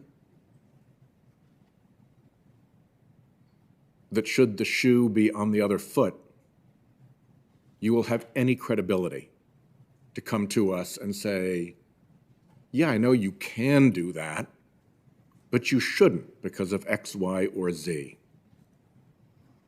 Your credibility to make that argument at any time in the future will die in this room and on that Senate floor if you continue to proceed in this way. I hope that that is not the case. But please don't think that they're 2 separate rules, that when there is Republican majority, the rule is because we can, and when there is a Democrat majority, the rule is, oh no, you can't do it that way. With respect to Senator Cornyn's questions about why we are concerned, let me associate myself with the description that Senator Coons gave, which I thought was very thorough and complete. I would summarize it by saying we are concerned because of what you have said and what other senators have said in briefs and in public pledges about the Affordable Care Act, about Roe versus Wade, about Obergefell. We are concerned about these things because of what President Trump has said. the man who made the choice and told us that that choice was being made specifically to cover him in an election litigation and to terminate health coverage under the ACA. He's your president. Why should we not take him at his word?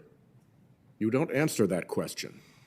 Your party platform, the Republican Party platform, calls for judges to reverse the Obamacare cases, the Affordable Care Act, that is, Roe versus Wade, and Obergefell, the gay marriage case. We didn't say that that's what your plan was. You said that that's what your plan was.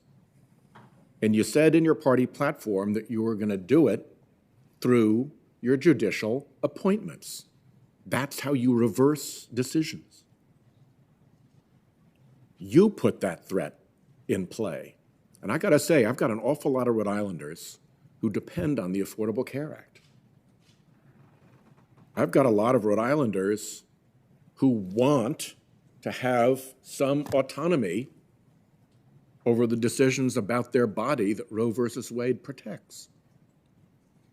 I've got a lot of Rhode Islanders who either are married to someone of their sex or wish to be and plan to be, or have friends and family members whom they love who either are married to somebody of their same sex or wish to be. So when you put those rights in play, by putting that threat in your party platform, you have no standing to criticize us for taking it seriously. That's what you said. Reverse the Obamacare cases, reverse Roe versus Wade, reverse Obergefell. The last thing that I will say is that while we express our dismay and concern about the significant and disturbing procedural anomalies that are happening in this nomination, all of the last 3 nominations have been characterized by significant and disturbing procedural anomalies. All 3. The Garland to Gorsuch episode, the Kavanaugh confirmation, and now this one. There is a commonality to that that is very disturbing and that suggests the presence of outside forces and interests that are driving these conspicuous, disturbing anomalies.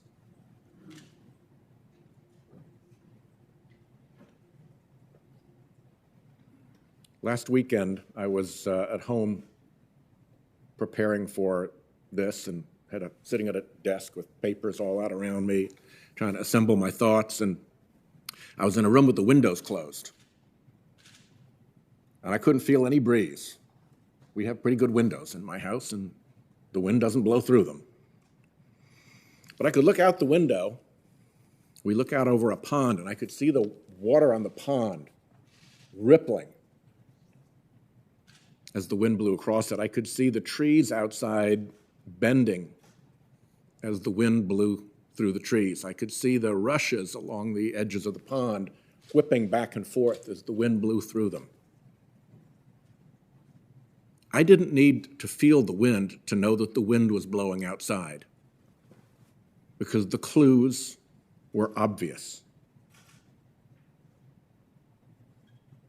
The clues are obvious that something is happening behind all of these significant and disturbing procedural anomalies. And I, for one, intend to find out exactly what has been going on. It has been going on behind front groups and using anonymous money. That was not, I don't think, what the Founding Fathers had in mind when they stood up this robust democracy. That big sneaky interests would hide behind phony front groups and use secret money to get their way. That's not what generations of Americans fought and bled and died for. And I make a commitment here that I will spend every effort that I must to get to the bottom of why these anomalies have taken place. Thank you, Chairman. Thank you. I thought the greatest anomaly I've seen was Kavanaugh, but there's no use looking backward. Let's look forward. The motion by Senator Blumenthal to adjourn the hearing, pass the election, is now before the Senate, and the clerk will call the roll. Mr. Grassley. No. Mr. Cornyn. Mr. Lee. No. Mr. Cruz. No. Mr. Sass. No. Mr. Hawley. No. Mr. Tillis. No. Ms. Ernst. No. Mr. Cricko. No. Mr. Kennedy. No. Mrs. Blackburn. No. Mrs. Feinstein. Aye. Mr. Leahy. Aye by proxy. Mr. Durbin. Aye. Mr. Whitehouse. Aye. Ms. Klobuchar. Aye. Mr. Coons. Aye. Mr. Blumenthal. Aye. Ms. Hirono. Aye. Mr. Booker. Aye. Ms. Harris. Aye by proxy. Mr. Chairman. No. Mr. Chairman, the votes are 10 yeas, 12 nays. The motion is not agreed to. The business meeting will conclude, and we will now move to our first panel. Thanks to my colleagues for saying what was on your mind in a very eloquent way. And we'll now move on to panel one, the ABA panel. Mr. Chairman, could I have a point of person first? Well, he's not on the panel. He's sitting behind the panel, but he's been so active there.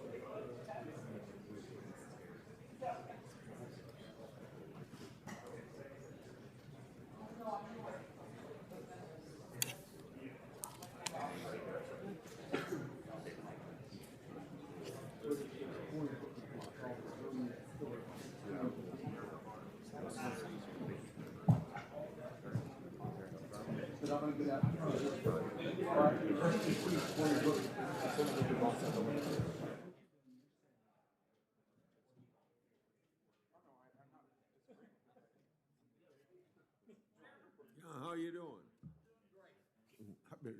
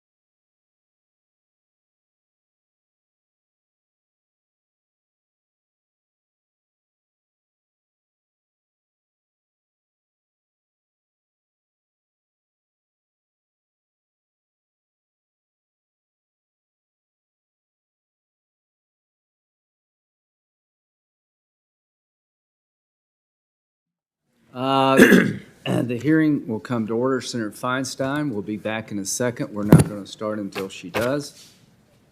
I appreciate our witnesses' patience. The committee did its business, and I appreciate the way in which it was conducted, the respect and the sincerity. And we will now be moving forward. I'll wait till Senator Feinstein gets here, but I'll do the introducing. Our panel includes members of the American Bar Association who are responsible for rating judicial nominations. We have three: Mr. Randall Knoll, partner Butler Snow, Memphis, Tennessee; Ms. Pamela Roberts, partner Bowman and Brook, Columbia, South Carolina. Welcome. And I will allow Senator Grassley now to introduce Mr. Brown. Yeah, Mr. Brown, as far as I know, will probably not be testifying, but he's consular to these people that are, but I want to recognize him for a more important reason. First of all, a little bit of background. David Brown is here in his capacity as Vice Chair of the American Bar Association Standing Committee on the Federal Judiciary. He's a partner in a very prestigious Des Moines law firm, Hanson McClintock and Riley. I'm pleased that he's able to be here today, and I welcome him and all the other witnesses to the committee. But in regard to his hard work, I think, as I know him personally, and I've heard him say everything that these members that are on the Standing Committee of the Federal Judiciary that review judges, both district, circuit court, and Supreme Court, the time that they have to put in to do it. So I know how diligent he is. I don't know whether I could tell you exactly whether he's been doing it for 20 or 30 years, but at least half the time that I've been on this committee, which would be 20 years out of 40 years, I've known him to work very diligently at this. And if he's an example of the lawyers of this country that serve that same capacity, interviewing candidates that are nominated by the President of the United States, they all work very, very hard. So I want to thank David Brown for his hard work, and as he consuls these people today, they probably don't need any consuls, but he's there to help them if they need it, and welcome him and everything else. And since we're getting started 2 hours late at this, and I had made other plans, Mr. Chairman, I want to have permission to put my questions in the record. Permission granted, and I appreciate your patience. You're invaluable to the committee today. Thank you. Senator Coons, so we're waiting on Senator Feinstein. You think it'd be appropriate for them to start, or you want to wait? Is that okay? Let's just wait a minute. Is that okay? Okay, I've been told it's okay. Mr. Knoll. Thank you, Chairman Graham, and thank you, Member Feinstein, for the opportunity to be here today. It's an honor and a privilege. Need the red button.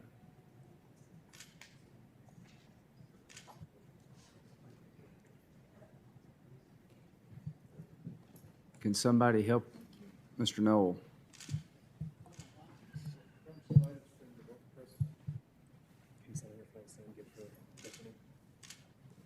Are we on now? All right. We're on now. Thank you, Chairman Graham and Ranking Member Feinstein, for the opportunity to be here today on behalf of the American Bar Association's Standing Committee on the Federal Judiciary. It's an honor to be here to explain to you our process and our evaluation of Judge Barrett. We gave Judge Barrett a rating of well qualified, as you know, our highest rating. For 67 years, the Standing Committee has conducted thorough, nonpartisan, non-ideological, impartial peer reviews of all nominees to the federal courts. We assess the nominees' integrity, their professional competence, and their judicial temperament. The Standing Committee does not propose or recommend nominees. Our sole mission is to evaluate the professional qualifications of a nominee to serve on the court. And we do that through a comprehensive, thorough, fair, and independent peer review, the only one they will get, that entails reaching out to hundreds of lawyers and judges, bar association leaders, deans and academicians and others across the country who have personal, firsthand knowledge of the nominee's professional endeavors that touch upon the nominee's integrity, professional competence, and judicial demeanor. And the information that's given to us by these individuals is done under strict confidence to ensure that the comments that we receive are candid, open, and honest. I'm joined by Pamela Roberts of South Carolina, who is the lead evaluator for this nominee. And we were assisted by our standing committee members, a team of stellar lawyers from across the country who are handpicked and whose practices are in the litigation arena and who are deeply committed to the work of a strong judiciary. As you know, David Brown joins us here today, and I can tell you that all of these people work diligently to do what we always aspire to do, and that is to provide a fair and independent rating within the time frame that's established by the Senate Judiciary Committee. To be a nominee to the Supreme Court, one must possess exceptional professional qualifications, and as such, our investigation of a nominee to the Supreme Court is much more extensive than that for other federal courts. In addition to the usual approach of having a lead evaluator conduct and report on the nominee, every member of the committee from his or her own circuit conducts a separate evaluation, which is given to us. And second, while the committee members review the writings and opinions of the nominee, we engage academic reading groups. Here we had 2 academic reading groups, distinguished professors from the law schools of the University of Mississippi and Belmont University, and a 3rd professional reading group that included Supreme Court practitioners and former clerks, among others. There were 34 members of these reading groups. They read the opinions and the writings of the nominee, and they independently evaluated factors such as the judge's analytical abilities, clarity of writing, knowledge of the law, application of the law to the facts, harmonizing a body of law, reasoning, scholarship, and the ability to communicate effectively. And our committee also had the benefit of evaluating Judge Barrett in 2017, when then Professor Barrett was nominated to the Seventh Circuit Court of Appeals, where she now serves as judge. And we interviewed Judge Barrett for over 3.5 hours, Ms. Roberts and I, and we received additional information from her in the interim. The Standing Committee concluded that Judge Barrett's integrity, judicial temperament, professional competence met the very high standards for appointment to our Supreme Court. Our rating of well-qualified reflects the consensus of her peers that know her best. Thank you, Chairman Graham and Ranking Member Feinstein, for your staffs accommodating us to be here today. They were professional and gracious at every turn. Thank you. Well, thank you. Before we turn to Ms. Roberts, there's contention on our side about the ABA at times, but as chairman, I always have considered the input to be important, even when I disagree with it. And during my time, we've continued the practice of ABA input, and I hope those who follow me will do so. Ms. Roberts.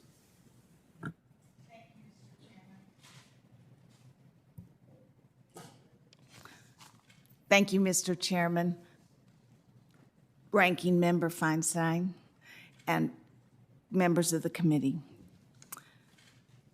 As my colleague just introduced, I'm Pamela Roberts, and I'm the lead evaluator for the nomination of Judge Amy Coney Barrett to sit as a justice on the Supreme Court of the United States. It is my honor to be here today and to present the testimony on behalf of the committee's evaluation of Judge Barrett's professional qualifications. Let me first start with what the committee did not do. We did not base our rating on or seek to express any view regarding Judge Barrett's philosophy, political affiliation, or ideology. We also did not solicit information as to how Judge Barrett might vote on specific issues or cases that might come before the Supreme Court. Rather, the Standing Committee's evaluation of Judge Barrett is based solely on the comprehensive, nonpartisan, non-ideological peer review of the nominee's integrity, professional competence, and judicial temperament. In evaluating integrity, we consider the nominee's character and general reputation in the legal community, as well as the nominee's industry and diligence. Judge Barrett has earned and enjoys an excellent reputation for integrity and outstanding character. Judges and lawyers alike uniformly extolled the nominee's integrity. We can recount a few comments, such as, she's incredibly honest and forthright. She's exactly who you think she is. Nothing about her is fake. She is good, decent, selfless, and sincere. She is an exemplar of living an integrated life in which her intellect, integrity, and compassion weave the different threads of her life together seamlessly. On the basis of these and many, many other laudatory comments and analysis, we received through our comprehensive evaluation, the Standing Committee concluded that Judge Barrett possesses the integrity required of a well-qualified rating. Professional competence encompasses such qualities as intellectual capability, judgment, writing, and analytical abilities, knowledge of the law, and breadth of experience. A Supreme Court nominee must possess exceptional professional qualifications, including an especially high degree of legal scholarship, academic talent, analytical and writing abilities, and overall excellence. Judge Barrett's professional competence exceeds these criteria. In our evaluation of Judge Barrett's professional competence, the members of the Standing Committee not only evaluated the reports mentioned by my colleague, by the practitioners and the academic reading groups, but then went further to obtain the views of lawyers, academics, and Judge Barrett's judicial peers. Descriptions of her intellect are captured with comments such as these. She is whip smart. She's highly productive, punctual, and well-prepared. A brilliant writer and thinker. She's quite pragmatic. Judge Barrett is an intellectual giant with people skills and engaging warmth. An amazing student. This came from a professor, obviously, without question, the smartest student I've ever taught. But put it simply, one said, the myth is real. She is a staggering academic mind. Given the breadth, depth, and strength of the feedback we received, the Standing Committee concluded that Judge Barrett had demonstrated professional competence to exceptional and sufficiently outstanding to be rated well qualified. In evaluating her judicial temperament, the Standing Committee considers a nominee's compassion, decisiveness, open-mindedness, courtesy, patience, freedom from bias, and most of all, commitment to equal justice under the law. The following comments provide insight into her demeanor as a jurist. She's always willing to be helpful, engage with others on a topic, even when she has a different philosophy. When she writes a dissent, she is collegial. She's an efficient judge. She is always prepared. At oral argument, she asks insightful questions. There's never a hint of sarcasm in her questioning. She is also a good listener. She has a calm, scholarly temperament. Judge Barrett has demonstrated stellar judicial temperament in all settings and meets the standard of a well-qualified. In conclusion, Judge Barrett meets the highest standards of integrity, professional competence, and judicial temperament. It is the opinion of the ABA Standing Committee on the Federal Judiciary that Judge Barrett is well qualified to serve as an Associate Justice of the Supreme Court of the United States. Thank you so much. Well, thank you. And I, to the extent that the American people could hear what you had to say, I think it would be reassuring in terms of the Bar Associations taking the time and effort to do something this important. We're all grateful. Were either one of you involved in the Justice Kagan Sotomayor confirmation process? No, sir. Okay. The reason I mentioned that, the same things that were said today about Judge Barrett were also said about Justice Sotomayor and Kagan, and quite frankly, every other nominee that I've had the pleasure to associate with on the Judiciary Committee. In terms of the three areas that you evaluate, how much time and attention went into this, Ms. Roberts? On behalf of the entire committee, Yes. thousands of hours. Okay. Mr. Knoll, are you in agreement with the summary given by Ms. Roberts? Yes, indeed. Yes. Yes. In terms of, both of you are active in the practice of law? Except for the last 2.5 weeks. Yeah. Well, I can't show favoritism here, Ms. Roberts, but I know you, and it's good to have somebody without an accent come to the committee. Mr. Knoll, are you involved in the practice of law? I'm a full-time practicing senior partner in my law firm, yes. Okay, and you have people's personal interest and property rights in your hands as a lawyer, is that correct? I do, yes. Same for you, Ms. Roberts? Yes. You're very well known in our state, by the way. Simply put, would both of you feel comfortable going before Judge Barrett? Absolutely. Absolutely. Think yes, you sir. folks would get a fair shake? No doubt in my mind. I would agree with that. Thank you all. You've done the country an invaluable service. Thank you. Senator Feinstein. Well, I'd like to say thank you, too.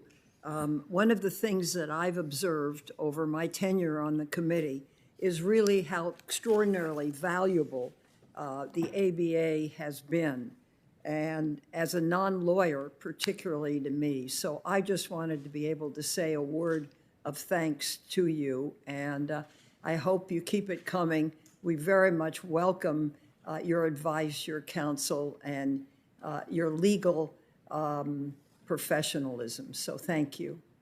Thank you.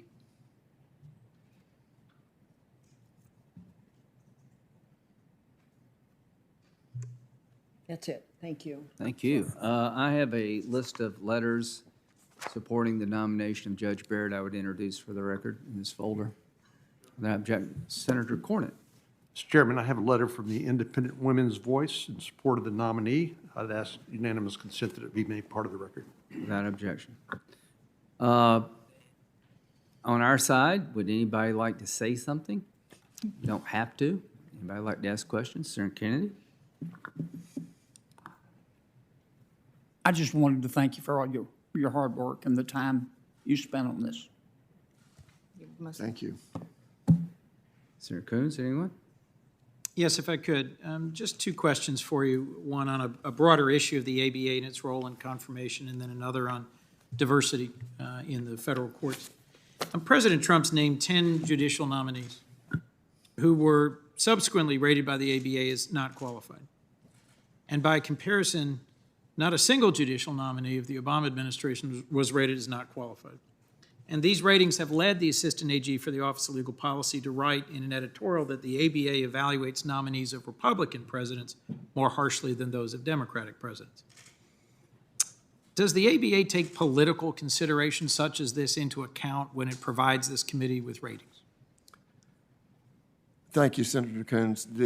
Our evaluations are done in an apolitical, neutral, impartial way. We do not take into account political affiliation, religious preference, philosophy, or personal views. We focus solely on the professional qualifications to serve.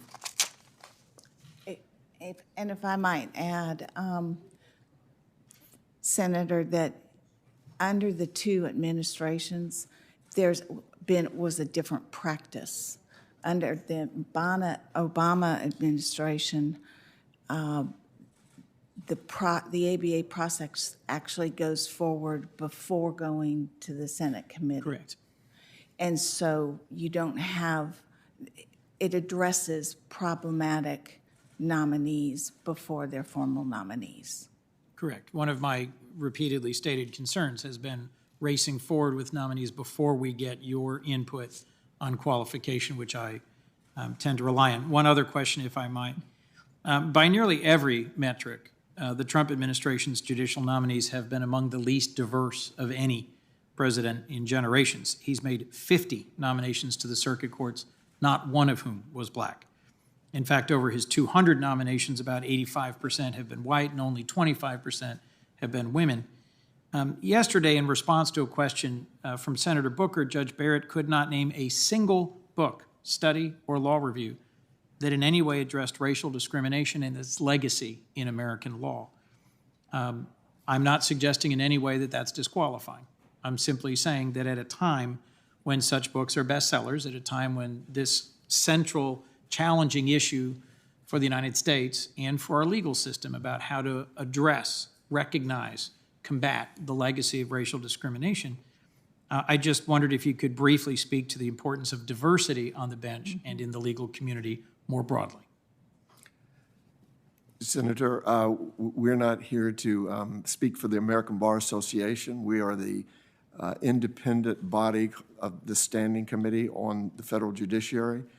But in terms of this evaluation and the work that we did, I can share with you that of the hundreds of people that we reached out to who confided in us and gave us their very candid views, we didn't hear a hint of any concern by anyone that this nominee suffers from some kind of malady in terms of Let me be discrimination. specific and clear. I was not intending to imply that in any way. Her failure to respond to Senator Booker's question yesterday with a specific example, I did not mean to imply, suggested any bias. Just it led to me to question whether or not having broader diversity on our courts would bring into the decision-making role those who bring personal insight and experience, and whether or not all who serve on our bench and in Congress should be more aware of this challenge facing our nation. If I may, Senator, I just would remind the committee that there are two questions in the Senate Judicial Questionnaire that the nominees complete that do address diversity. One goes to membership of any organization or club that might discriminate, and the other question goes to a view of diversity and is usually followed up in the face-to-face interview by the evaluator and the nominee. And so there is some intentional discussion about those important issues. Mr. Chairman. Thank you. Mr. Chairman. Yes, Senator Cornyn. Mr. Chairman, it strikes me that the nominee understands diversity, appreciates diversity. She's got 2 children she adopted from Haiti. So I don't think she needs to have anybody preaching to her about the importance of diversity. Her own family is racially diverse, and I think it speaks volumes of about her character and her husband's character for what they have done in terms of adding to their already large family by adopting these 2 children from Haiti. Okay, anybody else? Senator Cruz.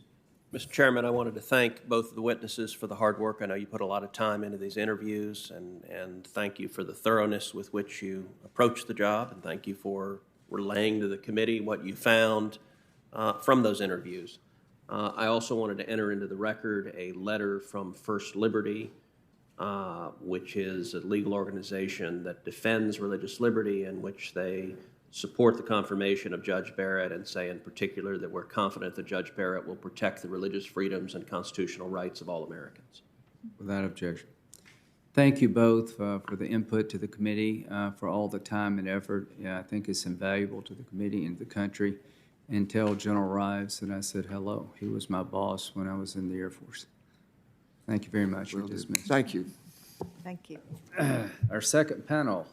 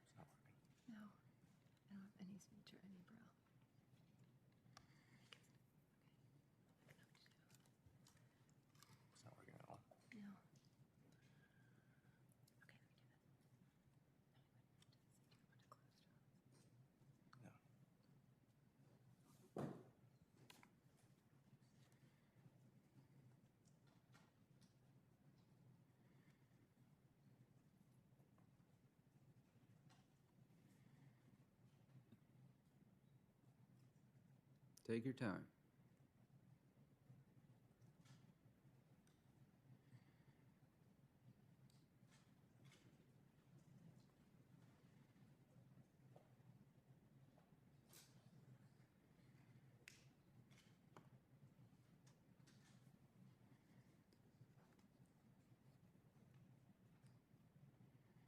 So, Lindsay, you'll recess for how long?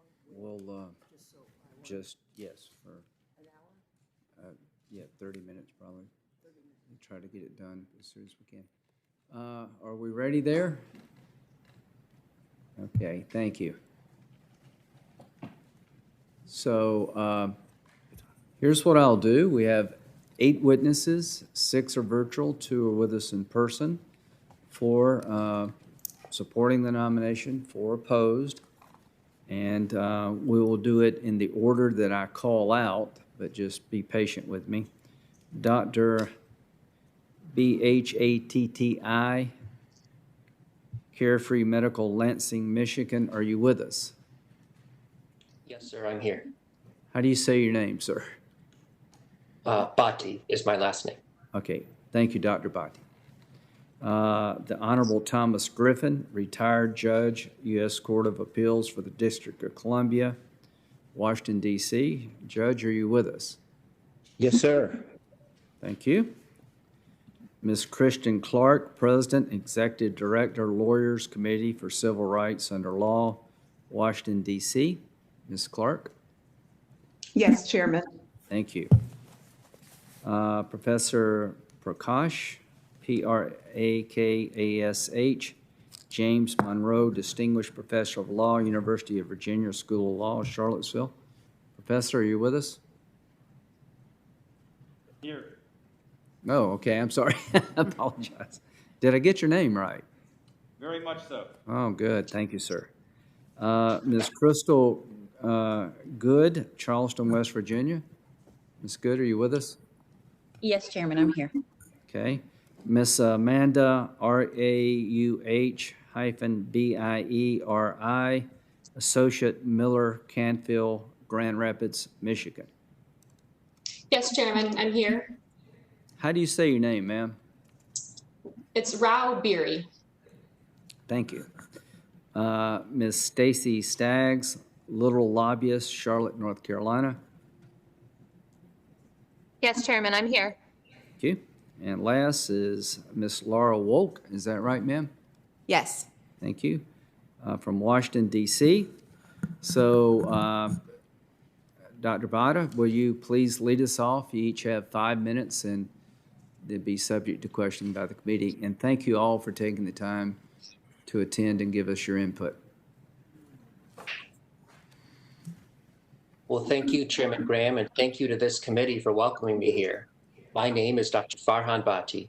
I'm a family physician practicing in Lansing, Michigan, and the CEO of a nonprofit, Carefree Medical, which provides medical, dental, and optometry care to low-income, underinsured, and uninsured individuals. I'm also a board member and Michigan State lead for the Committee to Protect Medicare, a national organization of physicians in more than 40 states who want to make sure our patients get the care they need, regardless of financial status. Most of my patients are Medicaid recipients, men and women who work 2, sometimes 3 jobs. Because Michigan expanded Medicaid in 2014 under the Affordable Care Act, more than 750,000 Michiganders can now get the treatment they need.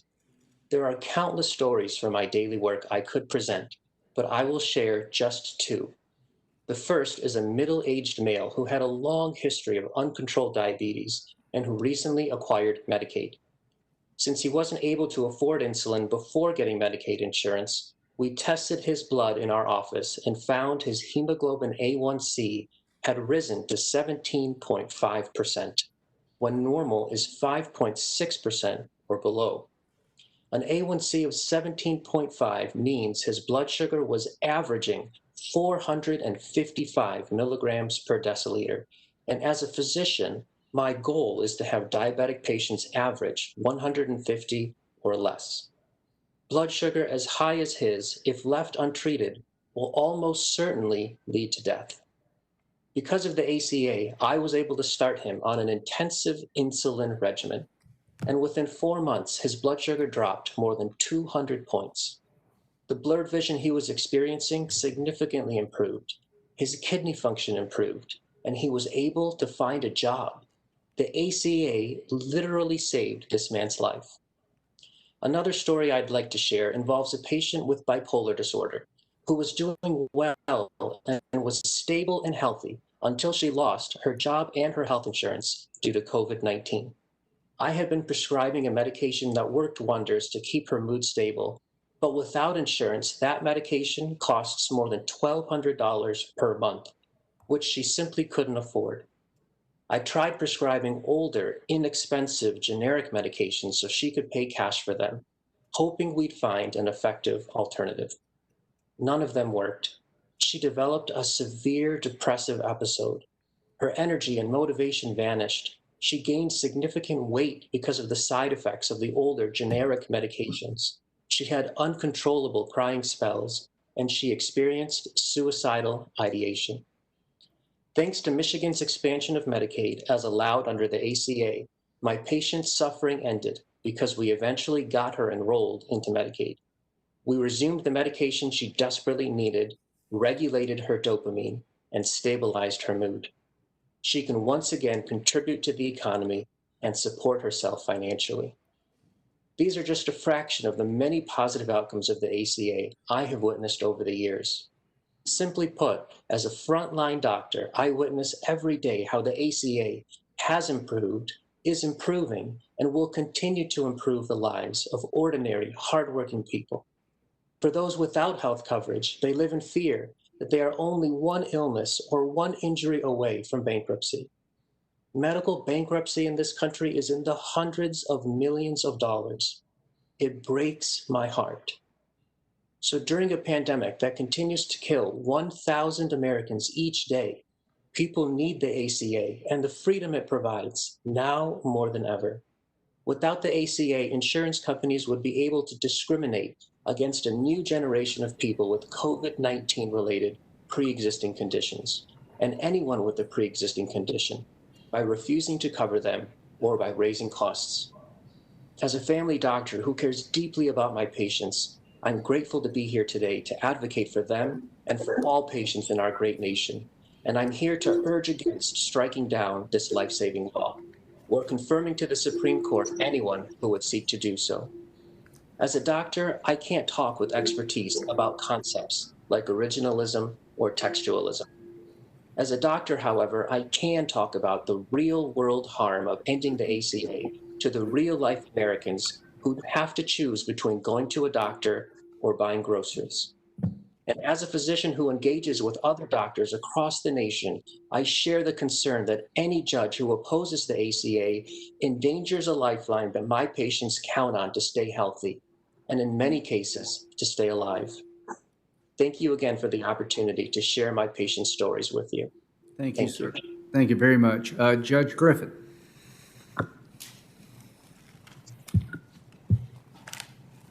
Mr. Chairman, Ranking Member Feinstein, and members of the committee. From 2005 until last month, I was a judge on the U.S. Court of Appeals for the D.C. Circuit. But before that, I spent several years and many long hours in the hearing room where you are now as the nonpartisan Senate Legal Counsel. I'm appearing to you virtually, but it's good to be back in a room where I spent so much time working with such great senators. I'm honored by the invitation to speak in support of the confirmation of my friend, Judge Amy Coney Barrett, to the Supreme Court of the United States. As you and the nation has seen during these hearings, Judge Barrett is supremely well qualified to join the other esteemed members of the court. A recent survey found that over 2/3 of the American people believe that Supreme Court justices base their decisions primarily on the law and not on politics. In light of that, there's something deeply disturbing about much of the debate surrounding judicial nominations in our nation. Many political leaders and pundits assume that a judge will cast your vote based on partisan preference. Such explanations, typically made for short-term political gain, do much harm. They undermine public confidence in an independent judiciary, which is the cornerstone of the rule of law.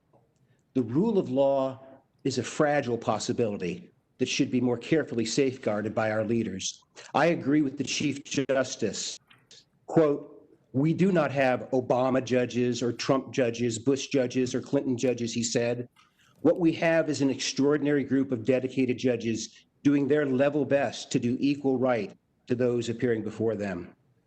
Having served 15 years on the D.C. Circuit alongside judicial appointees of every president, from Carter to Trump, I have seen firsthand that judges can and do put aside party and politics in a good faith effort to correctly interpret the law.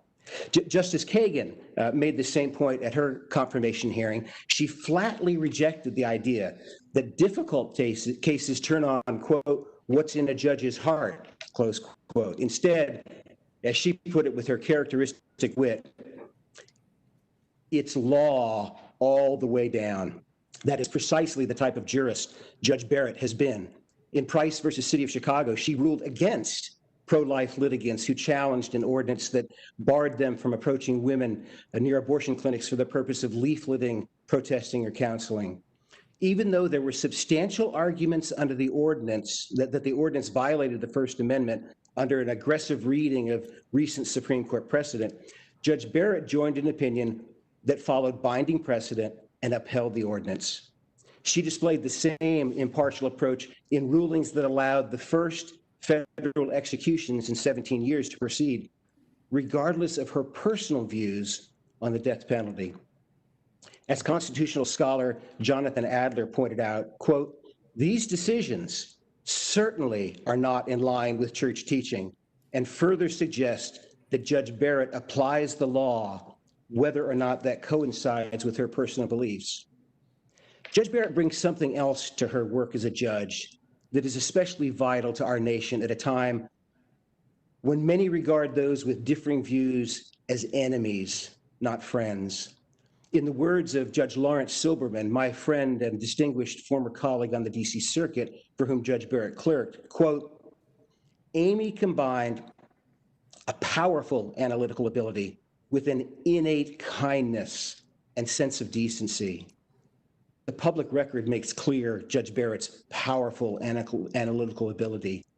I don't think we can overstate the importance of her kindness and decency. Judge Barrett's colleague at Notre Dame, O. Carter Sneed, says of her, "She genuinely seeks to understand others' arguments. Time and again, I have seen her gently reframe a colleague's arguments to make them stronger, even when she disagreed with them."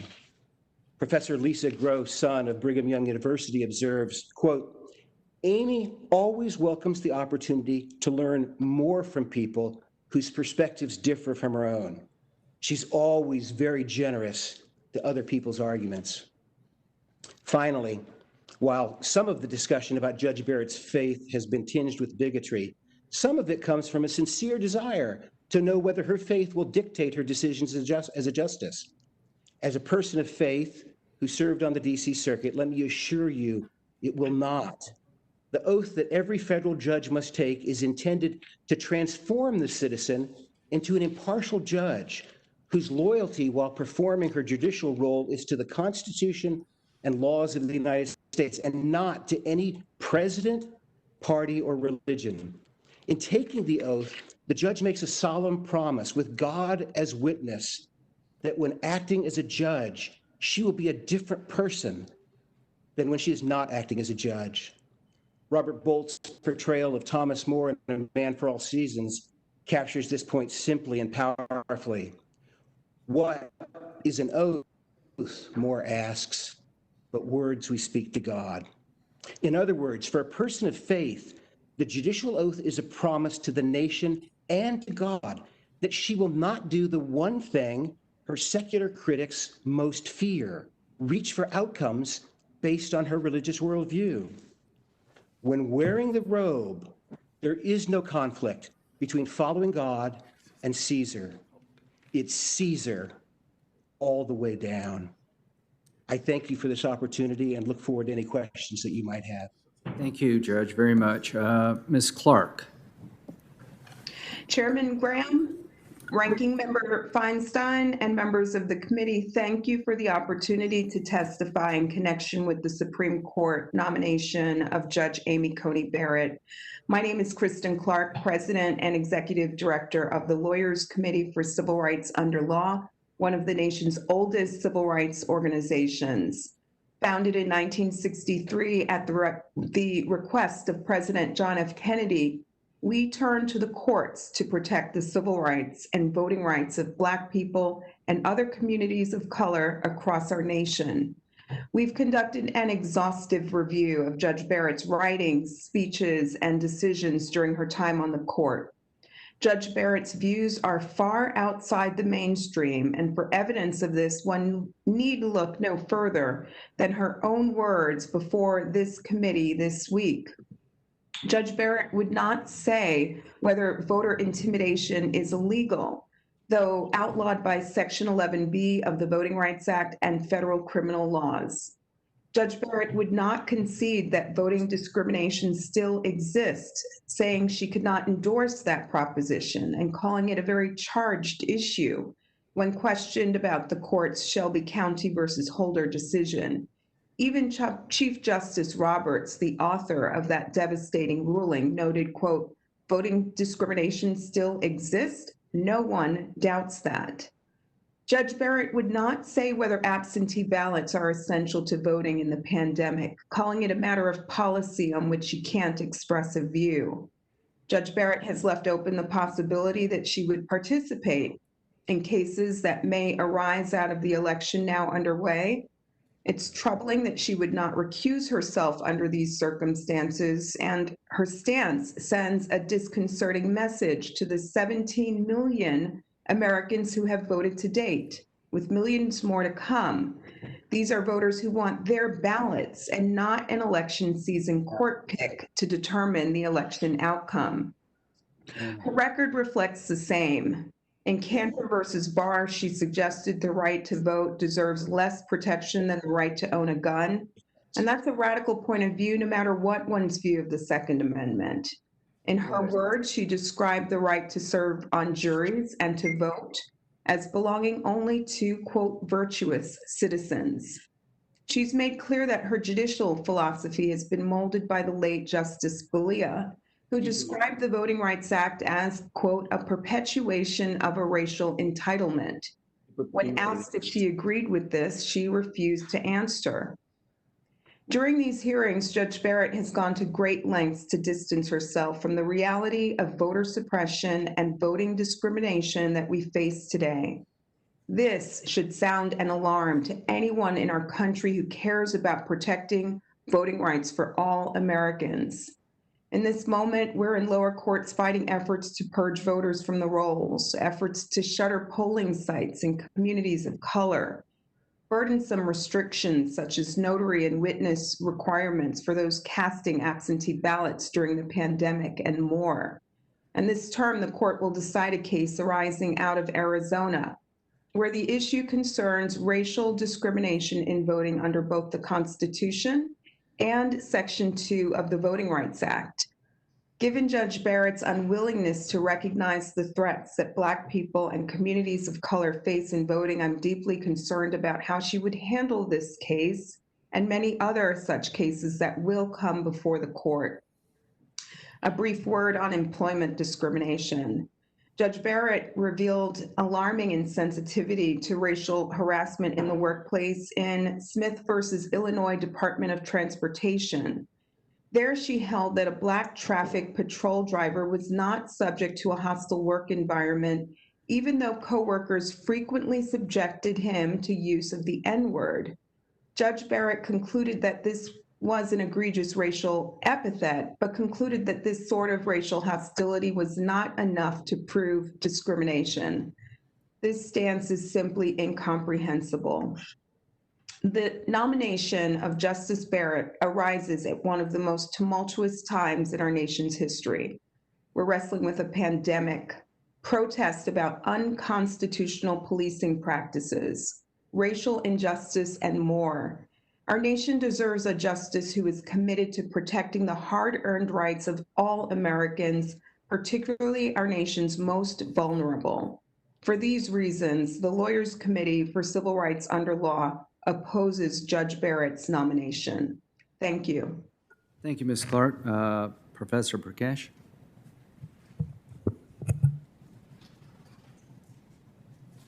It's a pleasure and an honor to be with you here today to discuss Judge Barrett. Thank you, Chairman Graham. Thank you, Ranking Member Feinstein and members of the committee. I had the pleasure of working for the great Senator Alan Simpson over the summer, and so I finally remember this building. We heard the ABA rate the judge as well qualified. I think the only reason why she wasn't rated higher is that there is no higher rating by the ABA. I think she's uber qualified. I think, to use a sports metaphor, she's a five-tool athlete. She is brilliant. She's a tremendous educator. She's an institutionalist. She's a role model, and I'll say finally, she's an originalist, and I think that's a good thing. So I'll briefly go over some of these points, and I certainly welcome your questions. With respect to her brilliance, I think her articles reflect a deep appreciation of complex issues and ability to break down those complex issues in a manner that people can understand. I would point you to her article entitled "The Supervisory Power Over the Supreme Court," where she discusses the Supreme Court's assumption of power to prescribe procedural and evidentiary rules in the 1950s over the inferior courts, and how that is problematic given that Congress has occasionally granted the Supreme Court authority to impose rules on the lower courts. And so it's an interesting time where she's basically a nominee to the Supreme Court and criticizing the Supreme Court's conclusions in this regard. I think her discussion of precedent is very nuanced, and I think it reflects a willingness to not overturn the entire constitutional order in order to get things right. She properly notes that judges do not need to reconsider precedent in every case, and I think that is utterly and totally appropriate. But don't just take my word or the word of the ABA. Harvard Law professor Noah Feldman has said she's brilliant, and he also said she's conscientious. I agree with both of those adjectives. As an educator, you know that she's won the Teacher of the Year award 3 separate times, the Distinguished Professor of the Year award, and I think this reflects her attention to students, her care, her evident care for them. But we must never forget that justices and, of course, senators are educating the nation about our nations and laws. And I think that she will carry that task off with ease. As you saw during your testimony here, she's very good at breaking down complex concepts. I think she's an institutionalist, and I think that's reflected in her writing. She cares deeply about America. She does not want to burn the whole place down. And I don't think she'll do anything that brings the Supreme Court into disrepute. And I think she has good company because I think all the justices try their level best, even as they disagree with each other, to understand that each of the justices comes from the right place. As senators today discussed, they have the right values and they have the right instincts. She's a role model. I think Senator Graham has spoken to that at great length, and I won't go into it further. Finally, she's an originalist.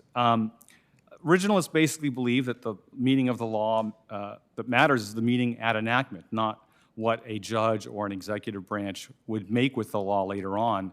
And I'm reminded of the Biden condition, named after Senator Joseph Biden. You probably have heard of him. Senator Biden was disturbed by the Reagan administration's reinterpretation of the ABM Treaty, and he got this august body to add a condition to the INF Treaty, which said the interpretation of the treaty that matters is the interpretation that we jointly had when we consented to your ratification of the treaty. You cannot reinterpret treaties decades later. That is an originalist argument, and I would argue that's what every lawmaker wants, right? Lawmakers craft text. They get it marked up in committee. They take it to the floor. There might be amendments there. They then take it to the conference committee. There might be amendments there. They bring it back. They spend a lot of time thinking about that language, thinking about the context. And then what they don't want is some judge or some executive later on twisting that statute, twisting that enactment to suit some other purposes. And I think the alternative is, of course, the living Constitution approach or the living statutory approach. But I don't think that honors you as lawmakers. It really leaves the lawmaking power with the judge or the executive officer.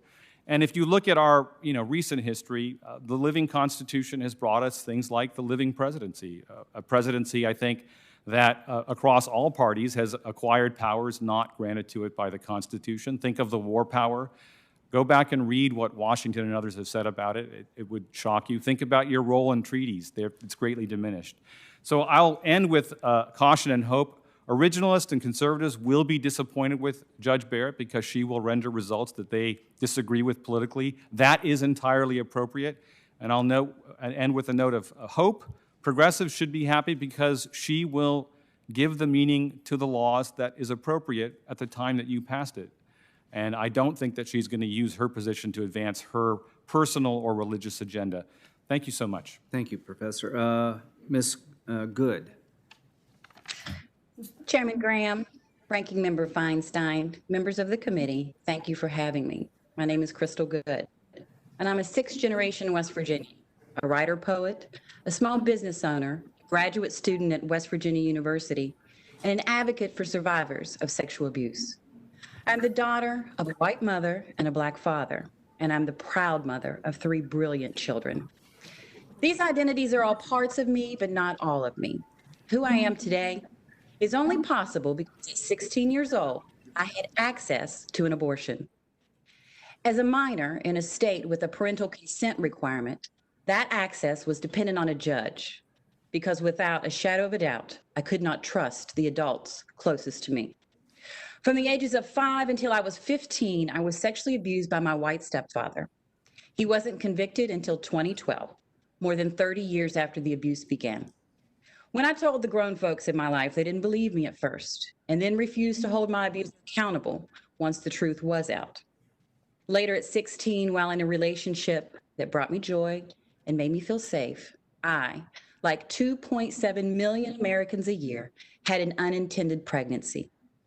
Immediately, I knew I wanted an abortion, a very safe medical procedure that 1 in 4 U.S. women will have in their lifetimes. For many reasons, including the decade of abuse she did not protect me from, I couldn't tell my mother. Instead, I sought a judicial bypass. I had to navigate not only how to get to the judge, but how to do so on a school day.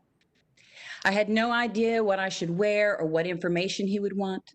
I thought I was going to court like on TV, but instead I was ushered into his chambers. It felt very intimidating. I told him I was a good student.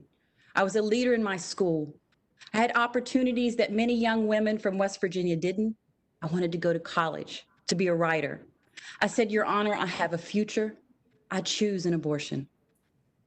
It felt like a miracle. An adult believed me. An authority figure deemed me to be in charge of my own body and my own future. I still think what might have happened if I didn't have a list of accomplishments, or if the judge didn't think I was competent enough to decide when to start my family, or if he believed the harmful stereotype I was raised to believe, that Black girls were fast and promiscuous. Access to an abortion should not depend on our GPA, the color of our skin, where we live, or the luck of the draw. It should not depend in any shape, form, or fashion who your governor is or who is sitting on the Supreme Court. My entire childhood, every adult in my life had failed me. None of them deserved to make a decision about my body. I needed compassion and trust from my government. All I got was another barrier. There are thousands like me who are sexually abused by parents, guardians, and grown-ups who are supposed to support them. Today, 37 states require parental consent or notification for a minor to access abortion. Most young people do involve their parents in their decision. But for those like me who cannot, these kinds of restrictions make abortion hard to get because we have to travel, miss work or school, save up for weeks, and pay out of pocket. The average per capita income in West Virginia is $25,479. That's 1/7 of your Senate salaries. In Central Appalachia, Black and low-income white people struggle to access health care, including abortion, and to have our decisions respected. The Supreme Court has made historic decisions that uphold our rights and freedoms. My right to an abortion, the integration of my public schools, the Affordable Health Care Act that ensures that I have health insurance, and workplace protections for my transgender daughter. I have put my faith in the Supreme Court, and with this nomination, I am losing faith. Although the way I have chosen to create my family is demonized by some politicians, the reality is that we're like most families across the nation. I had an abortion. I have 2 sons and a daughter who is trans. I love my children. We are a proud Afro-Latin family. That's African American Appalachian. My story is my own, but represents so many people left out from the Supreme Court nominee hearings. An entire cast of people. That's C-A-S-T-E, cast. President Trump has been clear that he would only appoint justices who would overturn Roe v. Wade. Unfortunately, through learning about Judge Barrett's record, I understand why the president believes she passes the test. Please listen to people who have had abortions. Hear us when we ask you, do not confirm this nominee. Our futures, our families, our lives depend on it. We too are America. Thank you. Thank you, ma'am, very much. Ms. Staggs?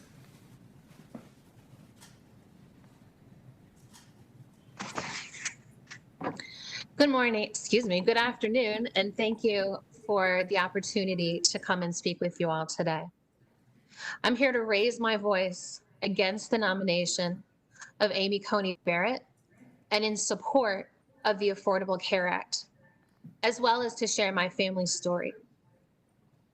While I appear in this room alone, I bring with me millions of families, including 130 million Americans who live with pre-existing conditions, and millions of Americans who dissent from this hearing and any confirmation to the Supreme Court before Inauguration Day.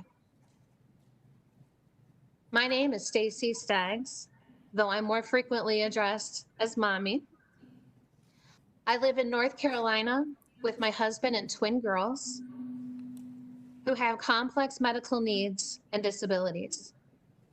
I advocate for their health care, education, and community inclusion with Little Lobbyists, a family-led organization advocating for children like my own. I share Judge Barrett's disdain for hypotheticals. As a behavioral interviewer, I know that past conduct is an indicator of future decision-making. And I am here today because Judge Barrett has repeatedly made statements that are hostile to the Affordable Care Act. A vote for Judge Barrett is a vote to take away health care. And a vote for Judge Barrett is a vote to strike down the law that saved the lives of my daughters. And my family is but one of many. Studies confirm the ACA has saved thousands of lives, especially in states that have accepted Medicaid expansion. And my family is a real-life example of the ACA's success.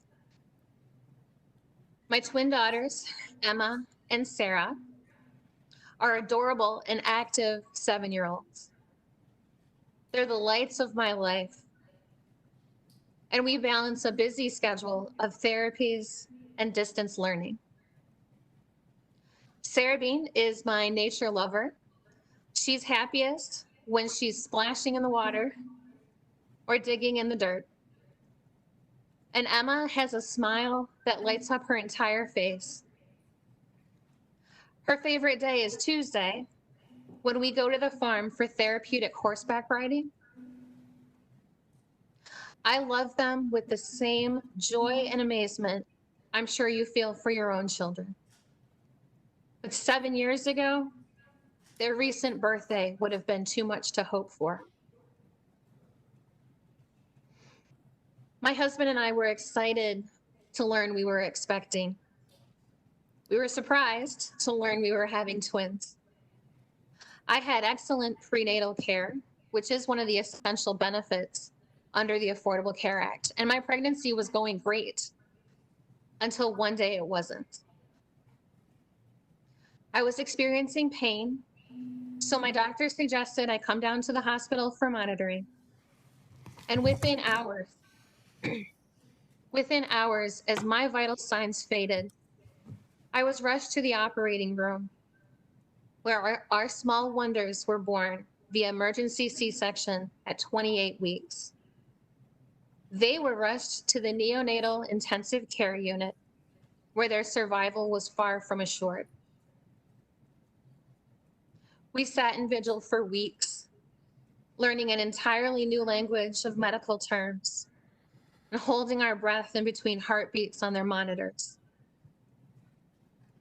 I wasn't able to hold either girl for several weeks, but they were about the size of my hand. They had IVs in every extremity and skin so fragile you could see through it. Emma's birth weight was 1 pound, 9 ounces. She has never taken an unassisted breath or made a sound due to vocal cord paralysis. She has an artificial airway through a breathing tube, and she eats through a feeding tube that was surgically placed when she was 3 months old. Her twin sister, Sarah, was the bigger of the newborns at 2 pounds, and she needed heart surgery at 2 weeks old. That was the day percentages took on a new meaning for me. The surgeon told us his success rate for Sarah's procedure was 98%. Then he leaned in and said, but that doesn't mean much to the parents of the 2%. To this day, when I hear data points and discussion about recovery from COVID-19, for example, I'm immediately transported back to the surgical waiting room. When I was finally able to bring my babies home from the hospital for the first time after 110 days, we received an explanation of benefits with total claims nearing $1 million for their care. And in the first 7 years, our combined claims have surpassed 4 million. Without the protections of the Affordable Care Act, my daughters would have already hit their lifetime caps and now be rendered uninsurable. And we have primary insurance through my husband's employer. Medicaid support has been a lifeline for Emma because she needs 24-hour eyes-on care. Medicaid provides Emma with home and community-based services, including nursing, that allow her to stay home with us, where she belongs, instead of living in a hospital or other medical facility. Our country's in a public health crisis right now, one that's getting worse by the day. In this moment, we need our legislators to protect our families, to provide relief and support, to do the job we've elected them to do. We do not need to rush through the nomination of a Supreme Court justice who is on the record as hostile to the law that provides our healthcare protections. Shifting focus away from a relief package for families during a pandemic tells me the committee's priorities are not aligned with those of the American people. I urge you to listen to us and address the immediate need of COVID relief. Last, I'd like to thank you for the opportunity to give my testimony, to say healthcare is a human right and decency matters, and to remind you that as your constituents, my children and all children like ours are your children too. I hope you'll remember your duty to all of our children as you cast your vote to protect or to take away the healthcare their lives depend on to survive and thrive. Lastly, let me share that today is the first day of early voting in North Carolina. It's a big day for me here too. And my next task is to cast my ballot accordingly. Thank you. Thank you very much. I'm sorry I jumped out of order there.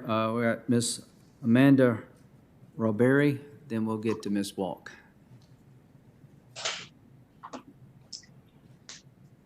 Mr. Chairman, Ranking Member Feinstein, and other members of the committee, I am deeply honored to speak to you about somebody who has had an outsized effect on my life as a former boss and a cherished mentor, Judge Amy Coney Barrett. I know Judge Barrett to be a person of the highest character, and I sincerely and enthusiastically support her nomination to be an Associate Justice of the United States Supreme Court. I had the privilege to serve as a law clerk during Judge Barrett's first term on the bench, joining her chambers shortly after her confirmation to the Seventh Circuit in 2017. From the very beginning, I saw Judge Barrett exhibit the rare and unique set of qualities that make her an exemplary judge. She is a brilliant thinker. She analyzes and writes about legal issues with striking clarity and precision. She is patient, thoughtful, and compassionate.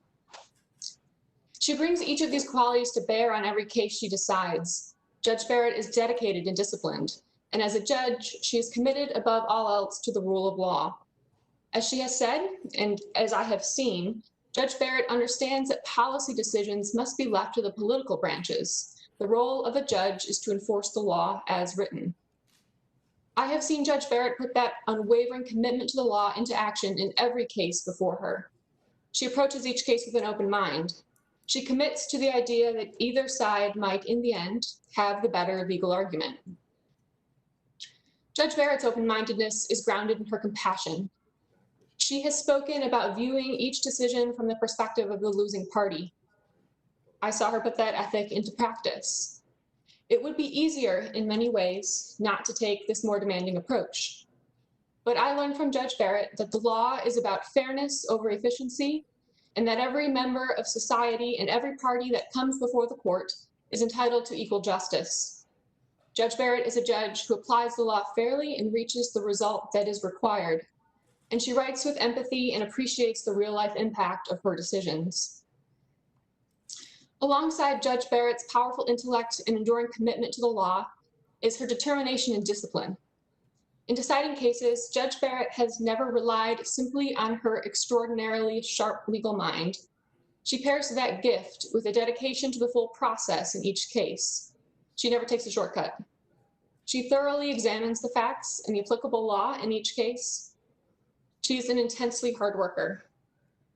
Even the early rising clerks often arrived at her chambers to find the light already on underneath her office door.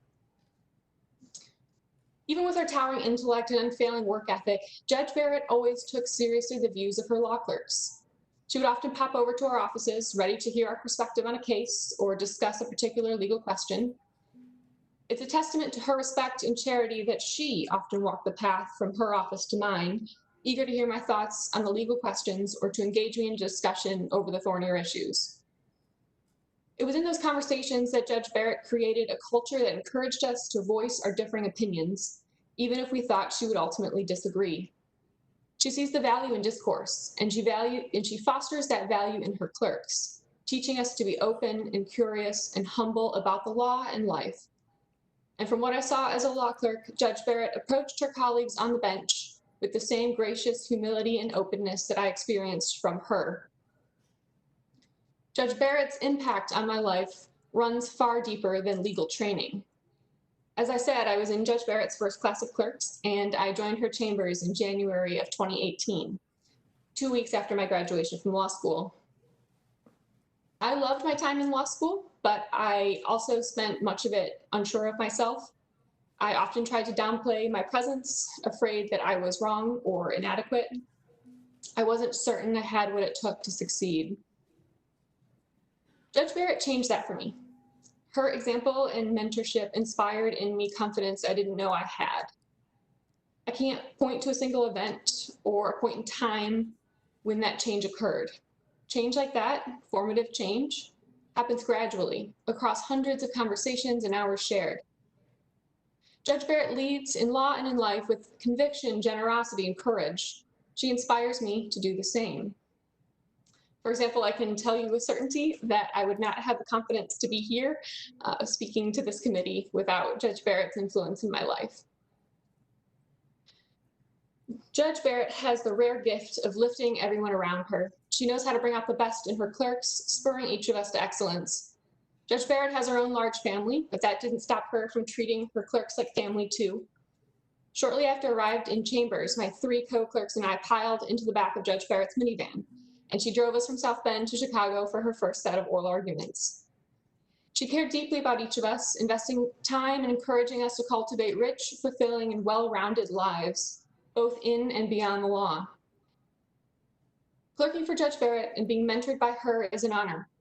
Judge Barrett has elevated my thinking, writing, and character, not by prescription, but simply by being herself.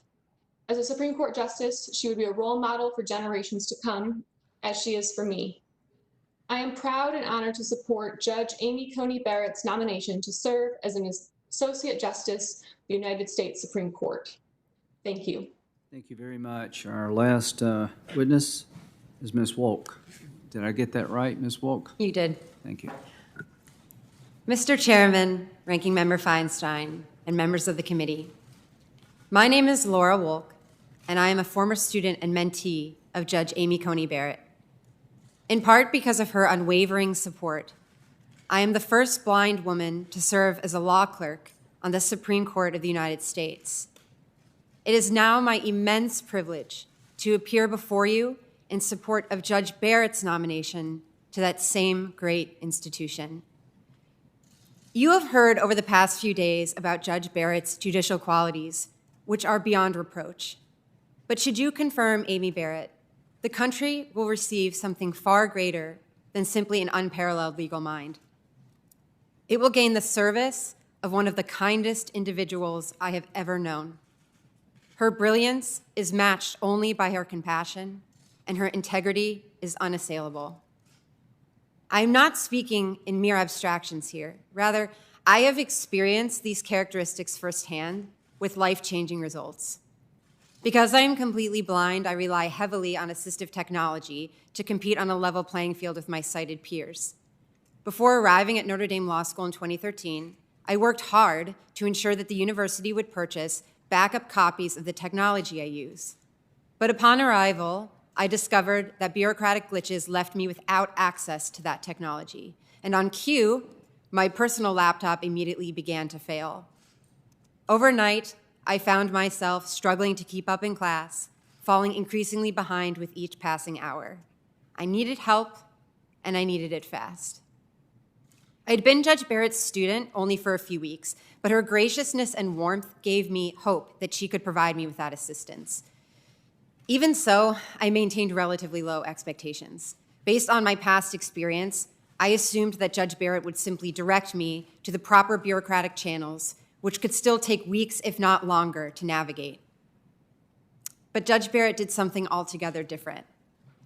She silently listened with deep attention as I explained my situation, giving me the freedom to let down my guard and come apart.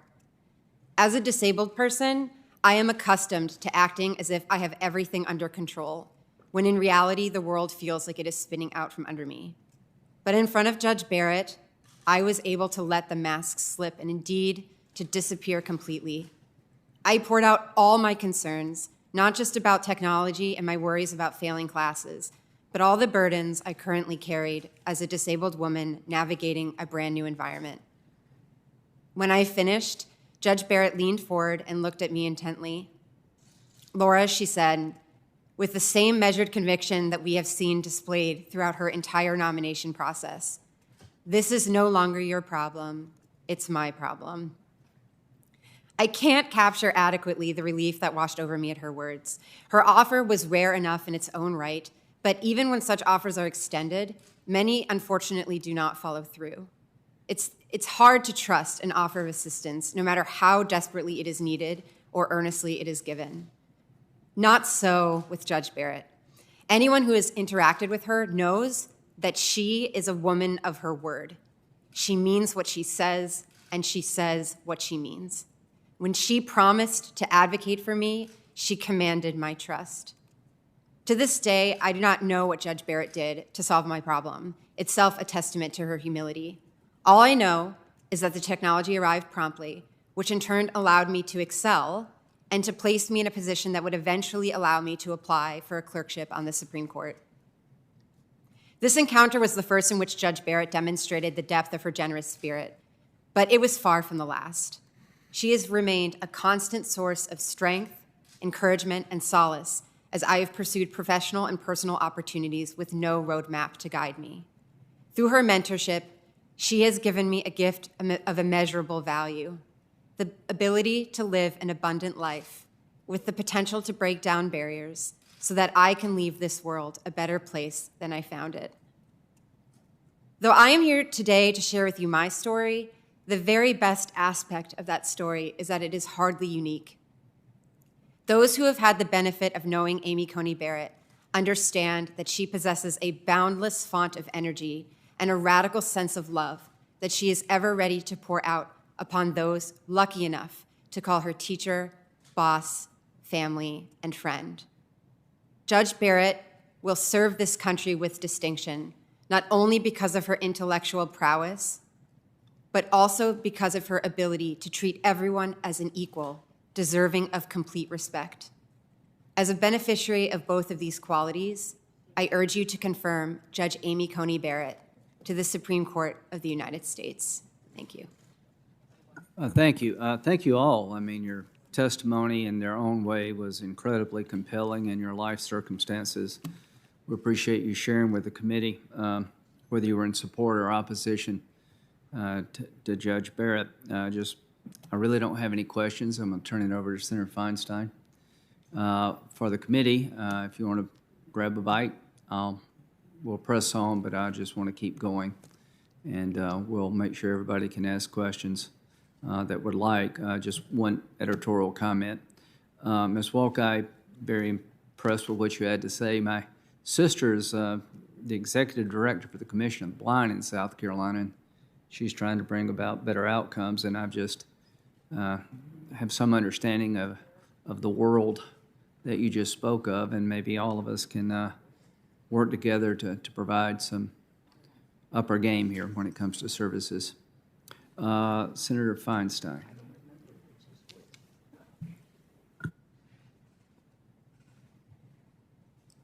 Tell Lindsay I want to say something. What? Me? I would like to ask this question, if I may, of Crystal Good. I want to thank you for being here and sharing your very remarkable story with the committee. You've testified about a very personal decision that you made as a teenager to have an abortion. I'd like to just talk to you a little bit more about it because, as you and I both know, this is very hard for a girl or for a woman, and the personal circumstances are often not known. And so I was wondering if you would discuss with us what it has meant for you to have that right constitutionally to reproductive care. Thank you, Senator Feinstein. I just want to say that, I'm here today with the support and prayers of my pastor, of my friends and folks from Hills and Hollers, and my family, including my mom. And my mom and I have come a really long way. We've been on a very long healing journey to build a strong relationship. Her actions then were not excusable, but today I really understand how women like my mom, and men too, can fall prey to a culture of silence in churches and systems that knew what my stepfather was doing. And they protected him and not me. And so, my right to access health care is why I am here today. And I am speaking from not a place of bitterness, but to give caution and concern in this nomination that the government cannot and should not create barriers to health care. Thank you. Thank you very much. And it's very clear that you're a very strong person. I think we all wish you well. I would like to ask Dr. Bhatti, Doctor, can I ask that question? Yes, okay. What would you say to people who have excellent health care coverage, as is true here for us in the Senate, to help us understand how important the ACA is for your patients? Well, what I would say to folks with good insurance is that we're blessed. I have good health insurance too. We are blessed to be in a position, as a society, we sometimes punish people when the only mistake that they might have made is not choosing their parents wisely. And a lot of my patients fall into that category where, they are hardworking people. They go to work every day. They try to do their part to contribute to society. But their stories don't often get told. And that's why I'm here today, is to tell their stories and to let folks know that, the committee that I'm here representing and me as an individual value healthcare for all Americans. That's what this is all about, is making sure that every American has access. Could I stop you for a minute? Yes. Because what's really important to me is, what do you think of the long-term consequences that the pandemic will have on this nation's health? I'm very worried about the pandemic. We already have had many 217,000 deaths. 8 million Americans have contracted COVID. 14 million Americans have lost their employer-based health care because they've lost their jobs since the beginning of the pandemic. And so we need to take bold action to get the pandemic under control in order to save as many lives as possible. I'm very concerned about our health response at every level of government. Well, one other last question. What do you believe the most critical health response is to be beneficial? If you could speak a little bit about that and the numbers of people and your advice to us. We need to do a better job at the highest level of government, starting with the federal government on down, with testing and contact tracing, and providing the resources to all the states that they need to do that. Because the numbers, as striking as they are a sharp underestimation of what the reality actually is, because we do not have the capacity at the ground level to perform as many tests as we need to know just how many Americans actually have COVID and just how many people have become sick and have died from COVID. So the numbers are a sharp underestimation. So anything that the federal government can do to empower each and every state to get more accurate counts, and then also to lead by example, where we need, masks should not be a partisan issue. Washing hands should not be a partisan issue. Social distancing should not be a partisan issue. And we need every elected member of Congress to lead by example by engaging in acts of public health that we need every American to engage in order to prevent the spread of. Such as what kind of acts of public health? I mean, basic things like having every member of Congress commit to wearing a mask, every member of Congress commit to social distancing, commit to not going into indoor places with more than 10 people, not holding large rallies where people aren't wearing masks, standing right side by side next to each other. Every member of Congress I believe, as a physician, has an obligation to lead by example.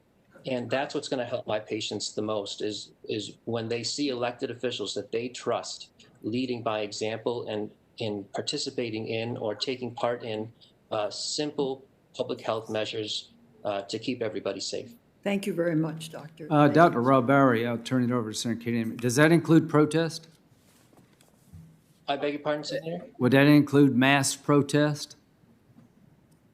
Any large gathering of people. Yeah. Would that include rioting? No, well, sir, I don't support rioting if that's what you're asking me. But well, I just want to make sure. Thank you. Senator Kennedy. Thank you, Mr. Chairman. I just wanted to thank all of our witnesses for taking the time to come by. I particularly want to thank Professor Prakash. Am I saying that right? Great. Thank you, Professor. You did me a favor. You may not remember it, but one of my colleagues in my office is sitting behind me, Hannah Freyer. And you recommended Hannah to me. And I wanted to thank you for that. She's made you taught her well. She's made a substantial contribution to my office. Also, two of your colleagues, Paul Stephen and Dan Ortiz, are friends of mine. We went to school together, though at different schools. Paul and I were together at one school, and Dan and I were together at another, and please remember them to me. They are, in a word, brilliant, and they're good mates. So tell them I said hi. Certainly. And thanks again to everyone.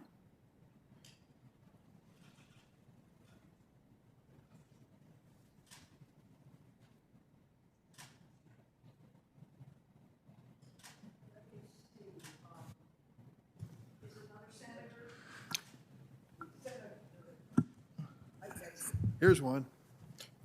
Thanks, Senator Feinstein. I want to show you a photo of Nate Lau. I've produced a photo of an Illinoisan every day. And this one, Nate Photo is 8 years old, good-looking young man. It's the 8th anniversary of a surgery that saved his life, diagnosed with biliary atresia. He ended up needing liver transplant. Thank you, Lurie Children's, a wonderful hospital. Medical care cost more than $1 million in the first year of his life, and of course it continues. He's in the 3rd grade. He plays soccer, video games, and playing with his younger sister. He, of course, now has a pre-existing condition for the rest of his life. And his parents tell me that lifetime limits might have cost him his life, period. So when we talk about the future of the Affordable Care Act, and Doctor, thank you for reminding us, remember this little fellow. What a good-looking young man he is. So I'm going to make a confession here that may not sit well with some of my colleagues. But when someone tells me, check the box, I'm an originalist, it isn't enough for me. It doesn't tell the whole story. In fact, it doesn't tell me much. Let me read to you what the mayor of Chicago, Lori Lightfoot, who's a friend, said a couple days ago in a news conference. I asked her if she was an originalist. Here's what she said. You ask a gay black woman if she's an originalist? No, ma'am, I'm not. That Constitution didn't consider me a person in any way, shape, or form because I'm a woman, because I'm black, and because I'm gay. I'm not an originalist. I believe in the Constitution. I believe it's a document the founders intended to evolve. What they did was set the framework for how our country was going to be different from any other. But originalists say that let's go back to 1776. Whatever was there in the original language, that's it. That language excluded over 50% of the people living in America today. So no, I'm not an originalist. So I don't take any comfort when people proclaim I'm an originalist. Trust me, I'm going to look at this Constitution, and having taken a good hard look at it, don't worry, we'll find the wisdom in these words.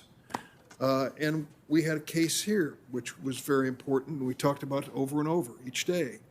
And that was the Canada versus Barr case, because Judge Barrett took the time to write a lengthy dissent. And she, being an originalist, took this adventure in history. She went back 400 years. Senator Kennedy, 400 years, there wasn't even a Louisiana maybe at that point. 400 years to find some guidance. What she missed in her conclusion is what's happening 400 yards from where she lives, where crime guns are coming across the border from state of Indiana into the city of Chicago and killing innocent people.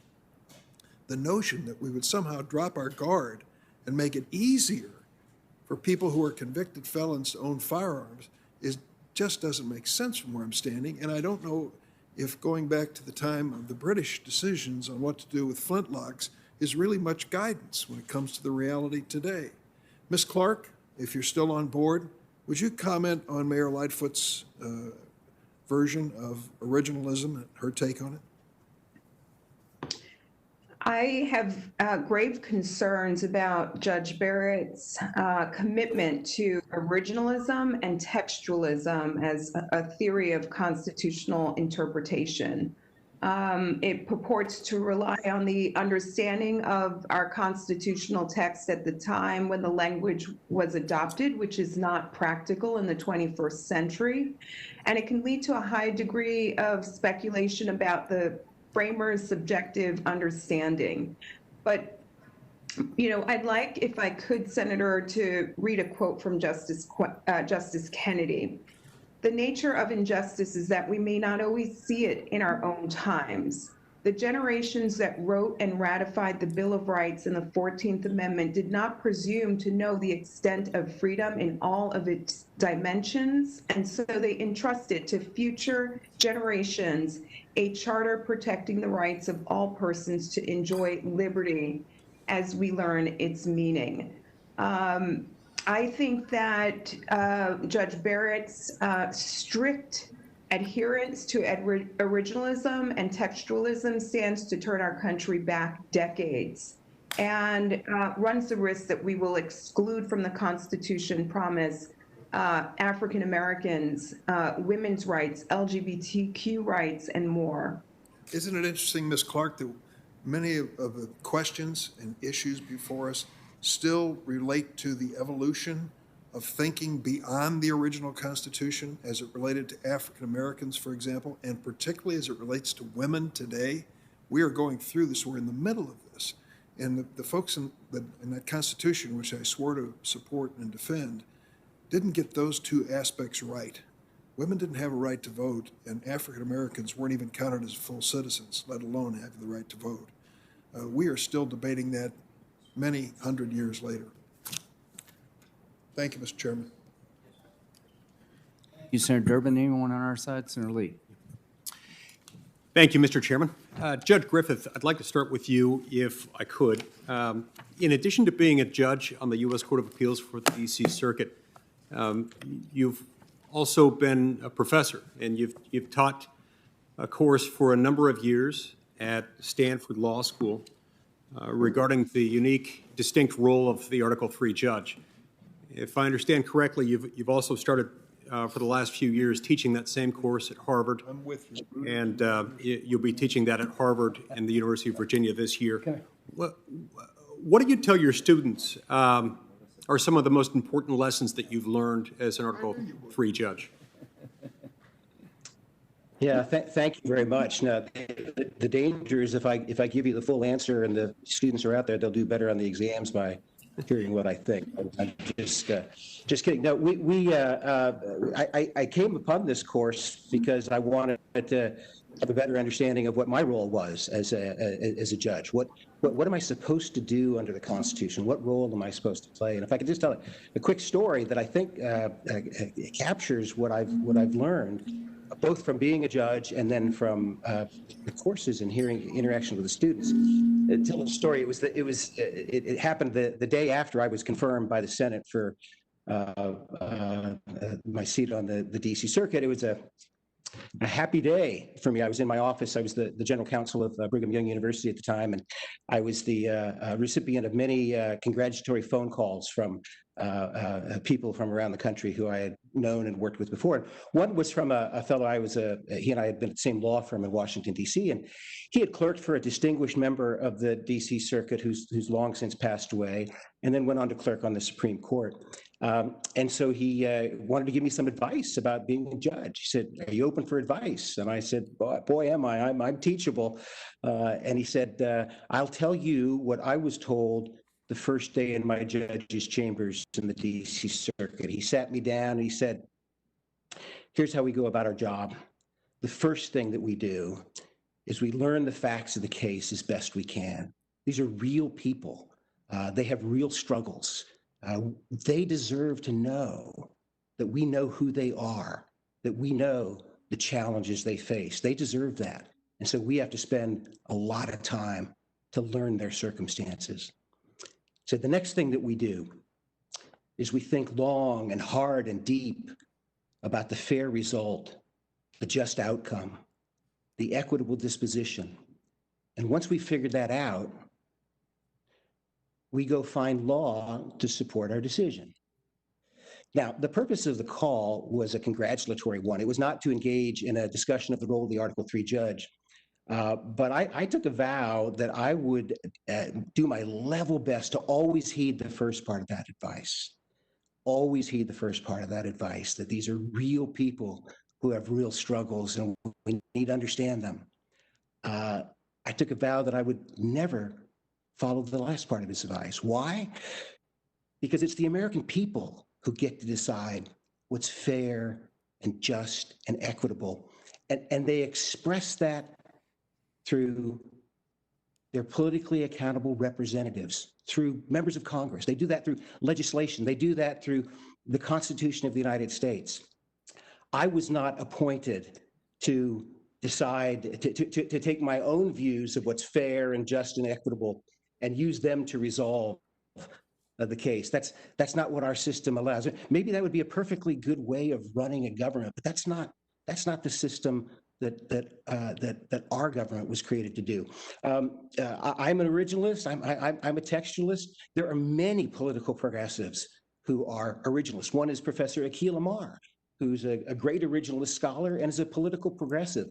Professor Amar, in his book, The Constitution, a Biography, which I highly recommend, says something I think quite profound. The most fundamental, I won't quote him, but I'll paraphrase him.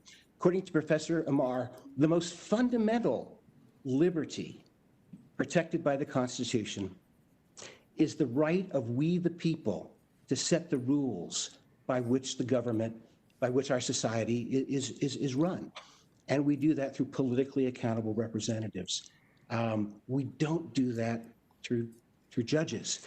Our job as a judge is to be a faithful agent to we the people as they express their will through law.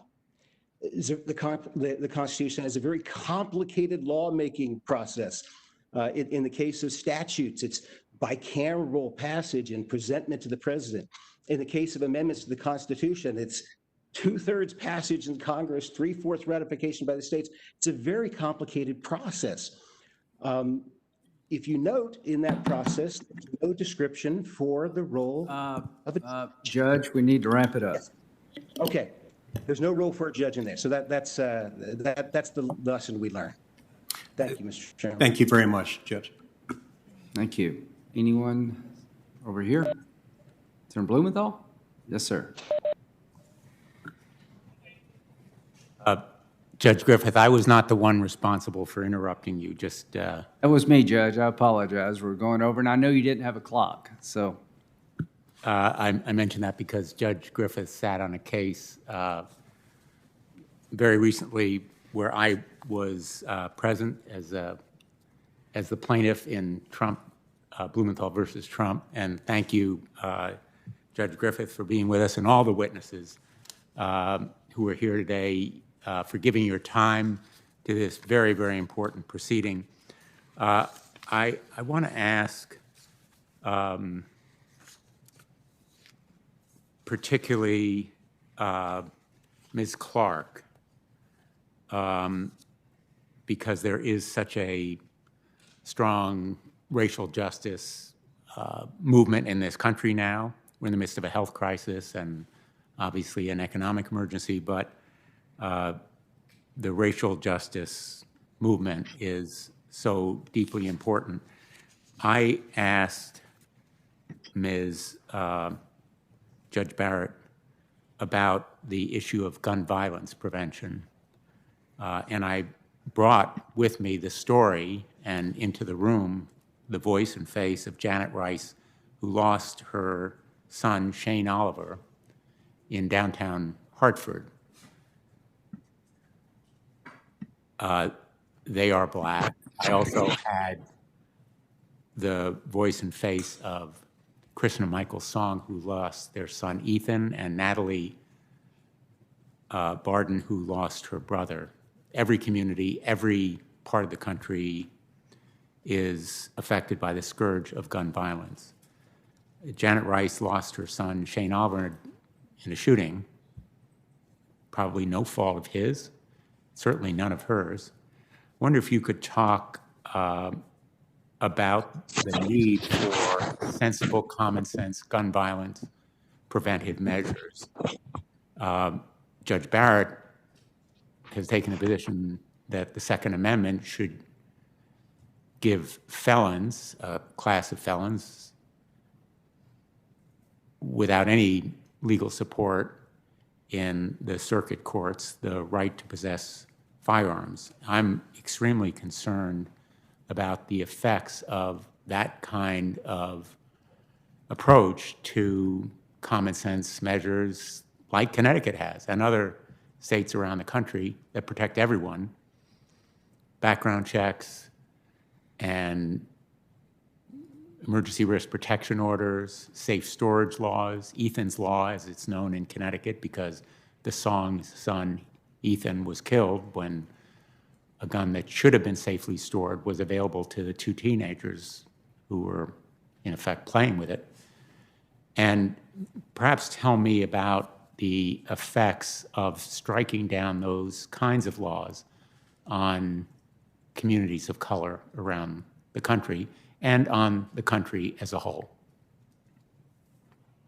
Thank you for that question, Senator Blumenthal. We've examined her record very closely with respect to the Second Amendment, and Judge Barrett's Second Amendment jurisprudence reflects an originalist viewpoint. Again, we see her originalist and textualist outlook really shaping her view of the law.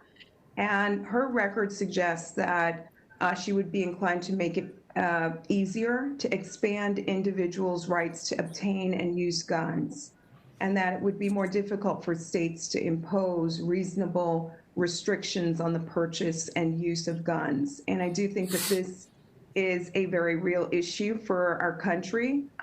We have been through a spate of mass shootings. And we also know that access to guns has devastating impacts on vulnerable communities, including communities of color. So I have deep concerns about her jurisprudence in this area. Now, I should mention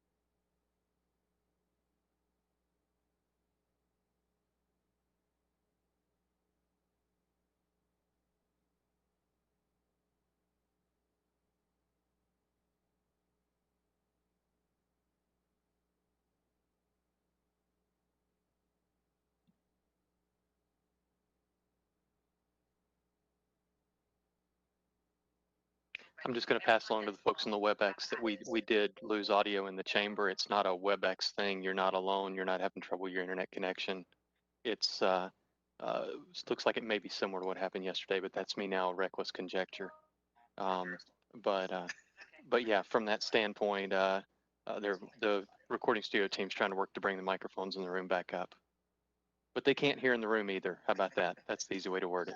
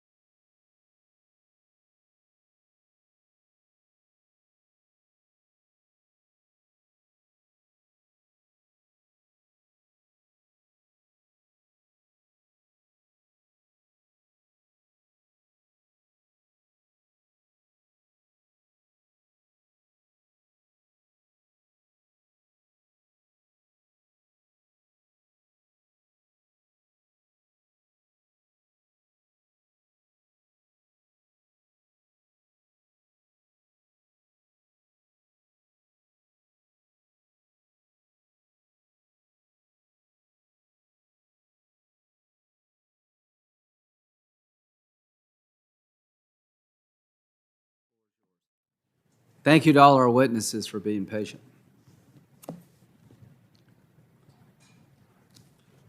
All yours, Senator Blumenthal. Thank you, Mr. Chairman. I think I had about a minute, maybe. You got 5 minutes. Thank you. I Start appreciate all it. over again. Wonderful. I don't know what it is about you, but every time we get there, the system breaks. So you have 5 minutes.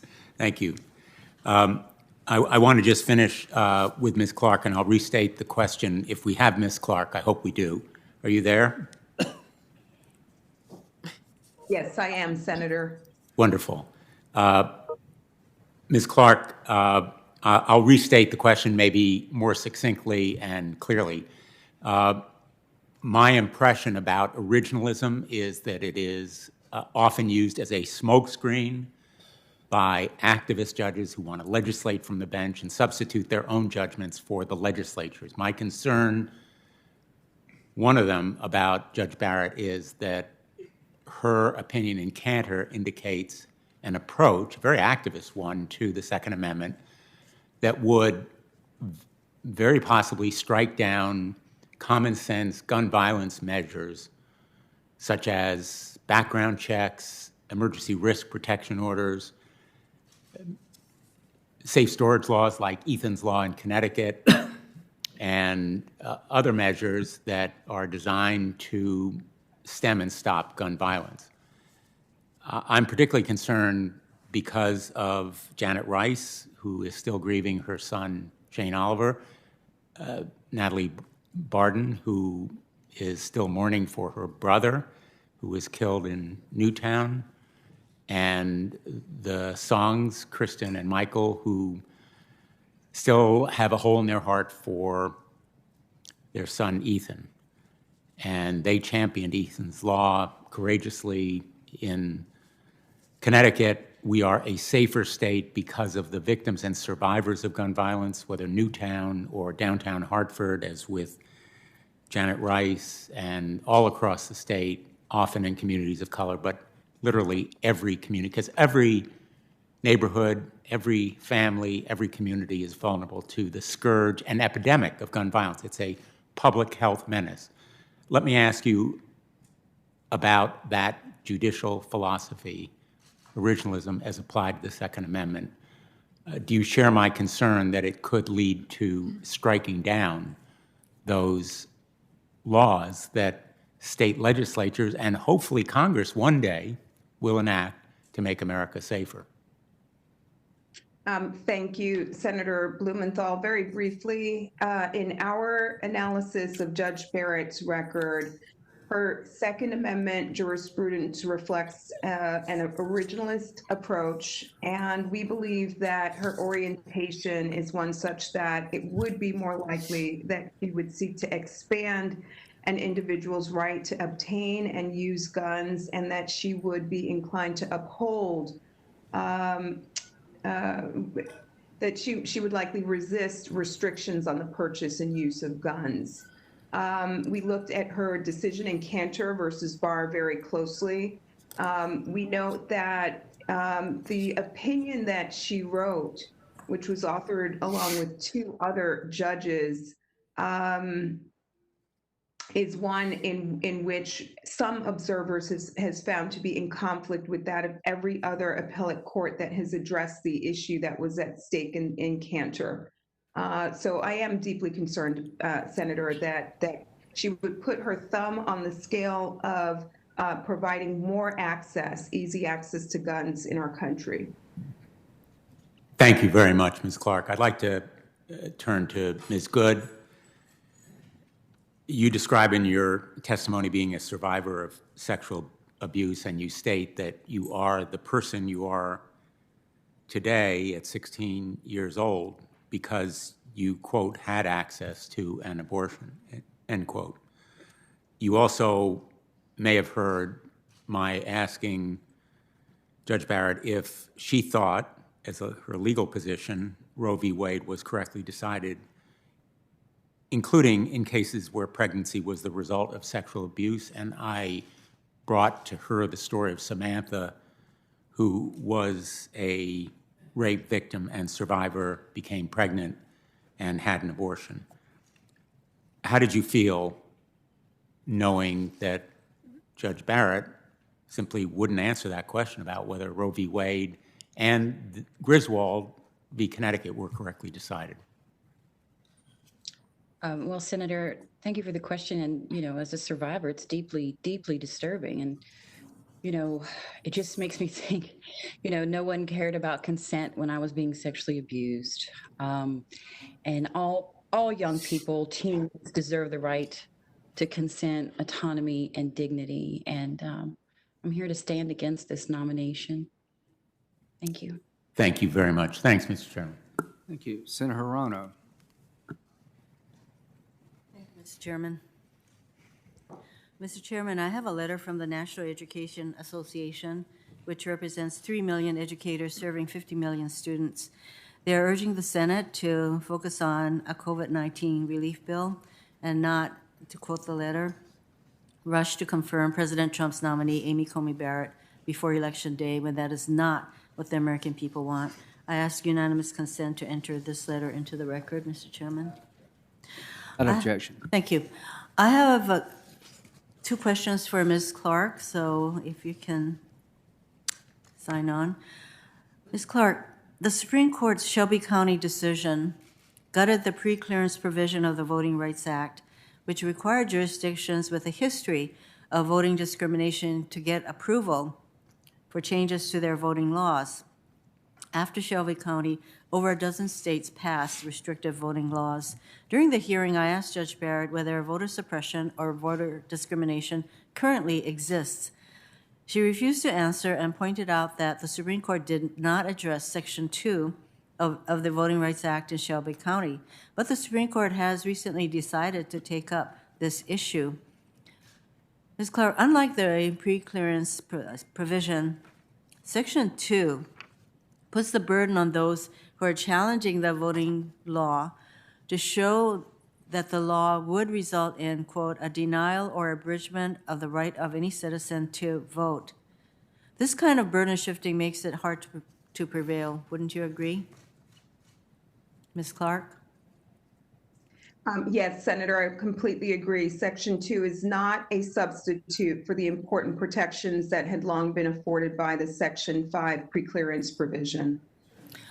I think everyone should understand what burden shifting really will result in, that there has to be basically a case-by-case bringing of these lawsuits to challenge whether or not the law passed by a state actually suppresses the vote. So that's a pretty tough burden, whereas the preclearance provision basically required the jurisdictions who had to comply with that provision to show that their provision did not suppress votes. Isn't that correct? That's correct, Senator. And in addition, Section 2 litigation has proven historically to be more costly, more time-intensive, and more burdensome.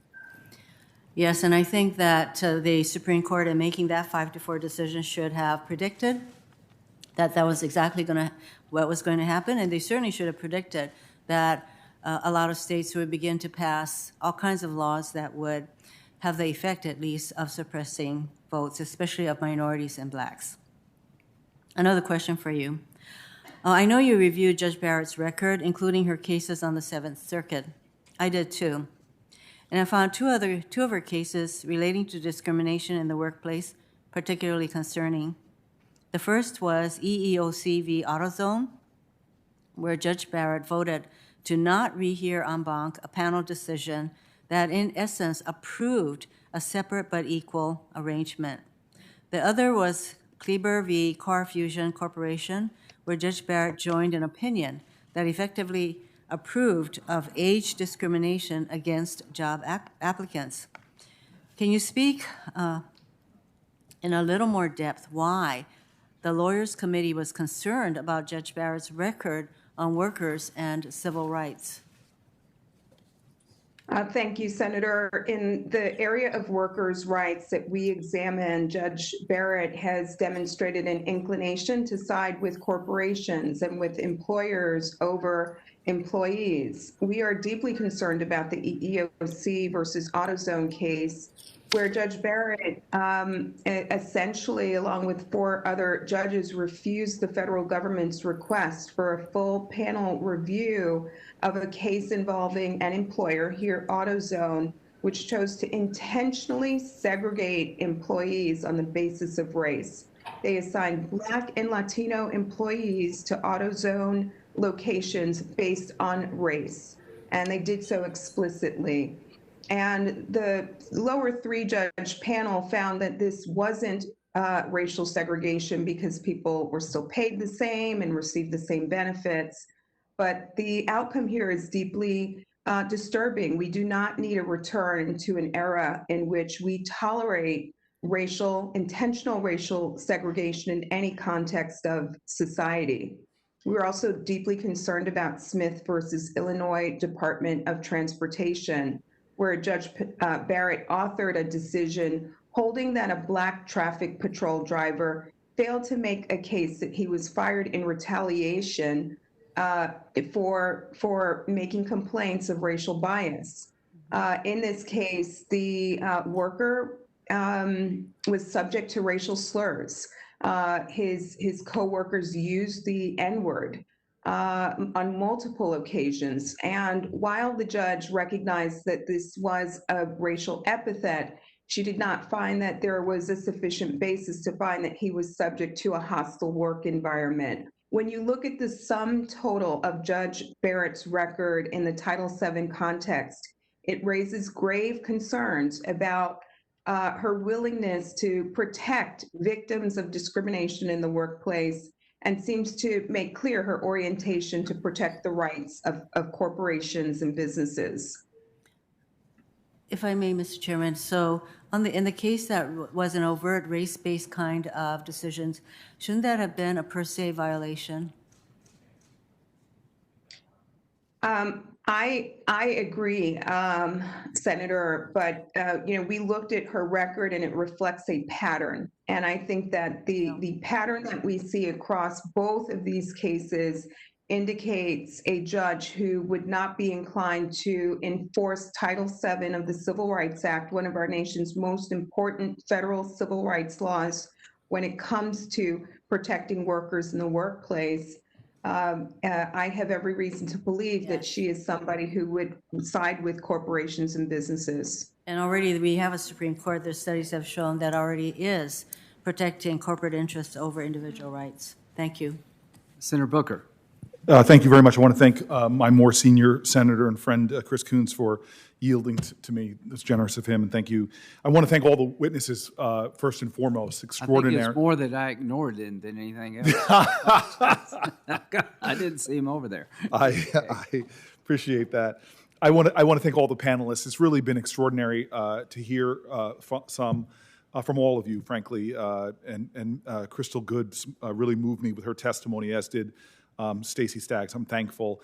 To Ms. Wolk, I just want to thank you for coming in and being around all these people and their hot air amidst a pandemic. It means a lot to me. Mr. Prakash, I would thank you as well, but I'm still mad that you brought up my classmate Noah Feldman in a Supreme Court hearing, as I am mad at the Honorable Griffith I thought I could get through a Supreme Court hearing without hearing about my con law professor, Akhil Amar, but yet I did not make it this close. I want to focus my questioning on Ms. Clark, if I can, and want to thank you for your really important testimony. So I talked a lot about a lot of concerns around race. We're obviously in the middle of one of our larger racial reckonings in our country's history. I started a lot of my questioning yesterday with about criminal law. And I'm wondering maybe if you could just start grounding a lot of my concerns in actual writings of hers. And perhaps you can talk about Miranda first, her writings on Miranda. Thank you, Senator Booker. We are at an interesting moment. This nomination arises at a moment where people are protesting racial injustice and unconstitutional policing practices.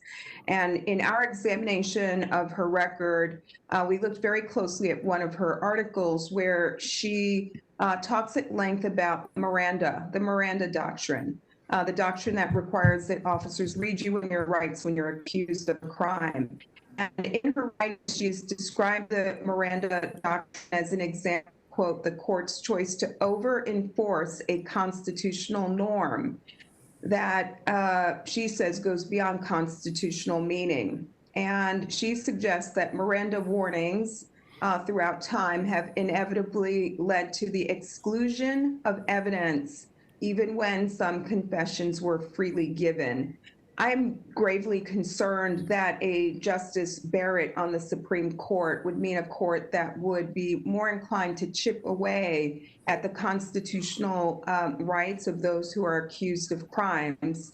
And we know that our criminal justice system is disproportionately composed of Black people and people of color. And so this is an area of grave concern. And the history of African Americans in the criminal justice system being wrongfully convicted is pretty staggering, even up to recent months.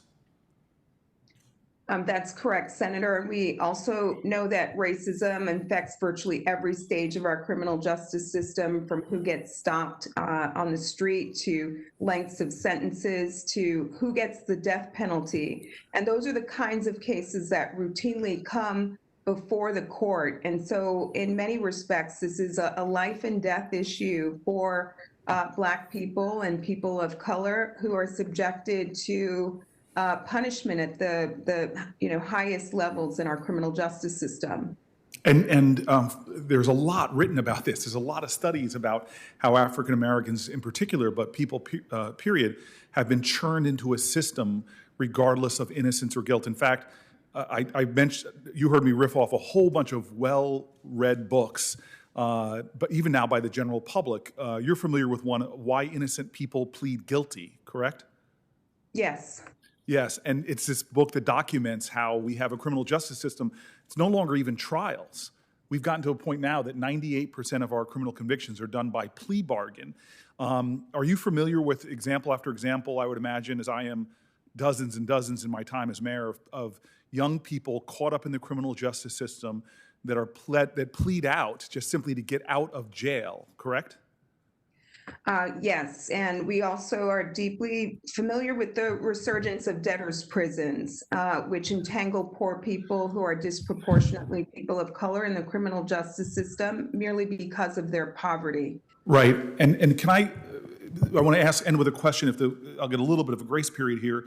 The first time I visited Rikers Island, visiting a youth lockup, Ms. Clark, I was stunned, and I'm embarrassed to say I was already mayor of the city of Newark, that I was there thinking I was visiting people who have been convicted of crimes, met with a whole bunch of teenage kids, and I asked them how long they'd been in for, and they were like 6 months, 8 months, a year. Still remember them, 18 months was one of them.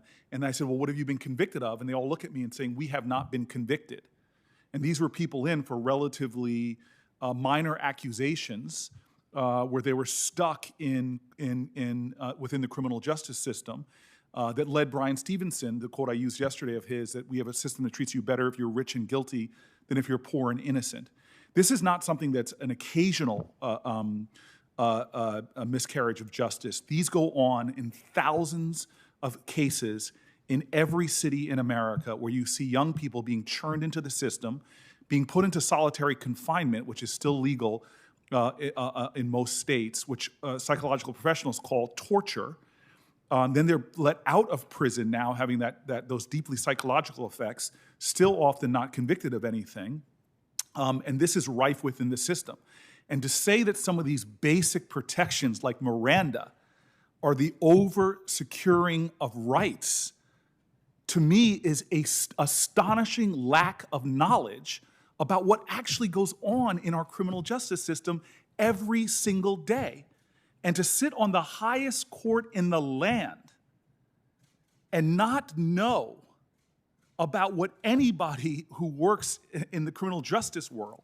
I've seen some federal judges break down in tears about having to follow mandatory minimums. I've seen prosecutors come to me and say there's got to be a different way.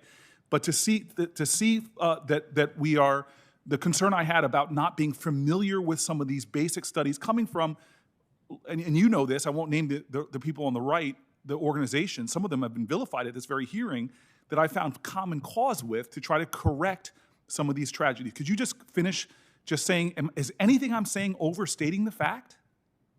No, Senator. And the most notorious example of the crisis that you just described is Khalif Browder, who was held for almost 3 years at Rikers Island because he couldn't post bail because he was poor. He was accused of stealing a backpack. He was never actually brought forward for trial, and he ultimately took his life. He committed suicide because of the trauma that he experienced at Rikers. He was held in solitary confinement for much of his time. And so Justice Barrett's record on race and criminal justice matters, and her writings on Miranda provide a powerful roadmap into how she would likely handle criminal justice cases that come before the Supreme Court. This is in large part another reason why we oppose her nomination. And so I just would say in closing to the chairman, we sit in a country where you're comfortably sitting here right now while children are being tortured in solitary confinement. Right now, disproportionately black, disproportionately poor. We have a system where blacks are, as I quoted the data, disproportionately stopped by police, even though they find traffic stops that white people who actually are found with drugs more than black people when they're stopped. You could go through every part of the system, from station house adjustments all the way through to sentencing, treatment in prison, perceptions of threat that are often deeply affect whether somebody gets probation or parole. And then the collateral consequences if somebody is poor now, that when they get out of prison, their collateral consequences they face are much different than someone who is wealthy who comes out of prison. And so it just so frustrates me that we have a national shame that our criminal justice system is not just, that we do not have equal justice under the law, that we are a nation that still engages in things that other countries call torture to people in our prisons, and that we do not, number one, have a sense of urgency to do something about it. Number two, continue to put people on the highest court in the land who are not even familiar, it seems, with the scholarship around this issue. Thank you. Just a few brief comments, and we'll finish with Senator Coons. Bail reform, I think there's some legislation to abolish cash bail. I think Senator Rand Paul maybe is on it, and Senator Harris. I've tried to work with Senator Booker. I find you very knowledgeable in trying to seek common ground. You've seen states that basically abolish bail and drop somebody off in the morning. They're back out on the streets in the afternoon committing violent crimes. And you have the situation about some young man, 3 years for stealing a backpack. And I get it. There's the other side of the story. To the extent that we can create a parole system in the federal system, count me in. See, our federal system doesn't have parole. The First Steps Act is a review of sentences for nonviolent offenders, but, Senator Lee, you've been really good on this. I would like to take a shot at trying to see if we can come up with some pilot program for parole, because I went to a facility in South Carolina where a man had been there about 35 years. He was in his 50s, and every guard said he's here for no reason. And the guard said, this guy over here, if he ever gets out, he'll kill the first person he meets. So I'd like to have a system that addresses what you're talking about, but that doesn't lead to a catch and release in terms of the violent offenders. I just want to say I welcome that. Sure. Every prison I visit, and a lot of conversations about faith. Matthew 25 really drives me. Did you visit me in prison? So I try to visit prisons. Every warden, toughest wardens you name it, I always ask them that question, are there people here that don't belong? And they look at me and they say, absolutely. Without a doubt. Absolutely. Yeah. And they say, would parole help? And they said, yes. I'd be the first one to go to the parole hearing. Yeah. Senator Coons. Thank you, Mr. Chairman. And to my colleague from New Jersey, as you well know, Corey, it was my own father's volunteer work in prison ministry that really shaped my young life. My first visits to our state prison were when I was in middle school, and my dad was going to visit a Bible study group and brought a convicted murderer home on parole weekends to our house, which really shaped my sense of what it means to be willing to take risks for those who the rest of society has given up on. And the First Step Act, which you played a central role in, as was graciously recognized by the chairman previously, was meant to be a first step along a long journey. And we have a lot of important work we can and should be doing in addressing the ways in which our criminal justice system is profoundly unjust. We are months and months past the point where the people of Delaware at least expected action on reform efforts here legislatively to deal with racial inequality, and that should be on our agenda every day. It was the judge for whom I clerked on the Third Circuit who first took me to a federal prison. She made sure that every one of her clerks went to a federal prison, met with federal prisoners, had an understanding of what the consequences were of the decisions that we were contributing to. And I frankly think everyone who serves in this role should have that insight, both into victims' families and the consequences of crime, but also into what incarceration means, what things like cash bail and solitary confinement mean, particularly to young people.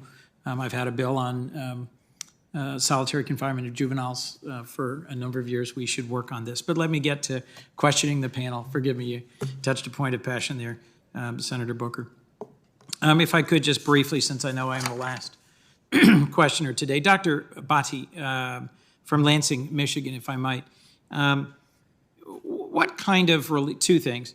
Rudy Giuliani, in speaking to an event about COVID, recently said people don't die of this disease anymore. Is that accurate? And what, if any, kind of meaningful relief can Congress provide that would actually help your clinic in Lansing, Michigan, and help those in public health respond to this pandemic? Thank you, Senator, for the question. I think flatly the answer to your first question is no, it is not accurate. People are still dying every day. In fact, 1,000 Americans each day are dying because of COVID. And there's a lot that Congress could be doing to help my patients. You could be potentially expanding unemployment, giving people cash assistance. My patients are having difficulty paying rent. I have patients who are finding difficulty even getting food to eat every day. I have patients with difficulty affording medications. And so my patients are facing real life challenges, and they can't afford to wait for an election. And they can't afford for Congress to continue with the hyper-partisanship that we're seeing. They need action now. And that's one of the main reasons I came today, was to advocate on behalf of my patients. Specifically, giving people access to health care. Anybody who has a COVID-related illness shouldn't have to worry about going bankrupt because of that illness. And then making sure that we protect those people moving forward so that they don't lose their health insurance at any point in the future because of their pre-existing conditions. So those are just some of the things that I think could be done to help protect my patients and help them get a leg up. Thank you, Doctor. It's my hope that we will find a path in these last 3 weeks before the election to actually deliver a meaningful bipartisan package. It should be robust, and it should provide resources, particularly for grassroots medical clinics. Ms. Staggs, I appreciated your advocacy around the health care of your children. You've spoken about how the Affordable Care Act is vital to keeping your children healthy and safe. My colleagues have said over and over again they want to repeal and replace the ACA. One of my challenges has been finding the replacement plan. Can you tell me what their replacement plan is for the ACA? Thank you. Can you hear me? Yes, I can. Now I can. A few weeks ago, President Trump was here in Charlotte and signed an executive order that he said would protect pre-existing conditions. First of all, the Affordable Care Act is a whole heck of a lot more than protections against pre-existing condition exclusions. Second of all, the executive order that was signed per White House counsel had no legal effect. It was a great idea, but I have to tell you, like you, I remain all ears and incredibly eager to hear and see and read and consider an effective replacement plan. I know that my own senator, Senator Tillis, is he in the chamber today? He's no longer here. He was earlier. Okay.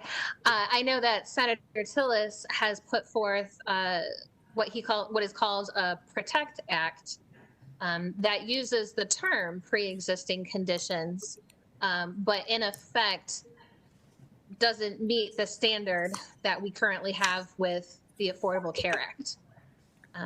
So I would just say to that the American people are on pins and needles and feeling very anxious for whatever replacement plan might someday appear, so we can understand what the impact is. I'm sure you can understand then the anxiety that comes with the absence of that. I mean, since 2017, when the little lobbyists first started to come together, we've been facing a future with threats to the Affordable Care Act minus a viable replacement, while our children's lives hang in the balance. It's been incredibly difficult and stressful for years, and that continues and feels more immediate with each day. Well, thank you, Ms. Staggs. One of the things I try to emphasize in talking to people in Delaware is that the Affordable Care Act doesn't just protect the 20 million Americans who get their health care through ACA exchanges. It doesn't just protect the north of 100, maybe as many as 130 million Americans who have pre-existing conditions, now 7 million more because of this pandemic. It actually protects a majority of Americans. And this is relevant because we were this week considering a successor to Justice Ginsburg. It prohibits discrimination against women on the basis of gender. It doesn't allow insurance companies to treat pregnancy as a pre-existing condition or to charge more just because women are women. So it literally protects a majority of the American people. Let me close with just two questions, if I might, of Ms. Clark from the Lawyers Committee. Ms. Clark, my staff has identified, and I put up a board yesterday of 120 Supreme Court cases that were decided 5-4 that I now believe are at risk of reconsideration or reversal if Judge Barrett is confirmed. One of these 120 cases is Grutter versus Bollinger. It's a 2003 decision that upheld the promotion of racial diversity in admissions at the University of Michigan. Just this past week, the Trump administration sued Yale University for its efforts to promote racial diversity. A case similar to that, the administration has also recently supported against Harvard. Can you explain the impact this case has had for the nation and the consequences if it were overturned? Thank you, Senator, for that question. There are a number of critical cases in the Supreme Court pipeline, and some of the most high-stakes cases are cases involving challenges to race-conscious admissions policies at colleges and universities across our country. As you know, the Justice Department just recently and astoundingly sued Yale University.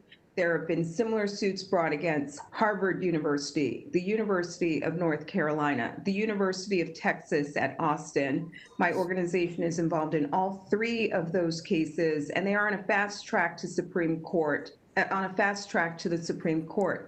The Supreme Court has held that race can be one among a number of factors that our colleges consider in pulling together their college classes.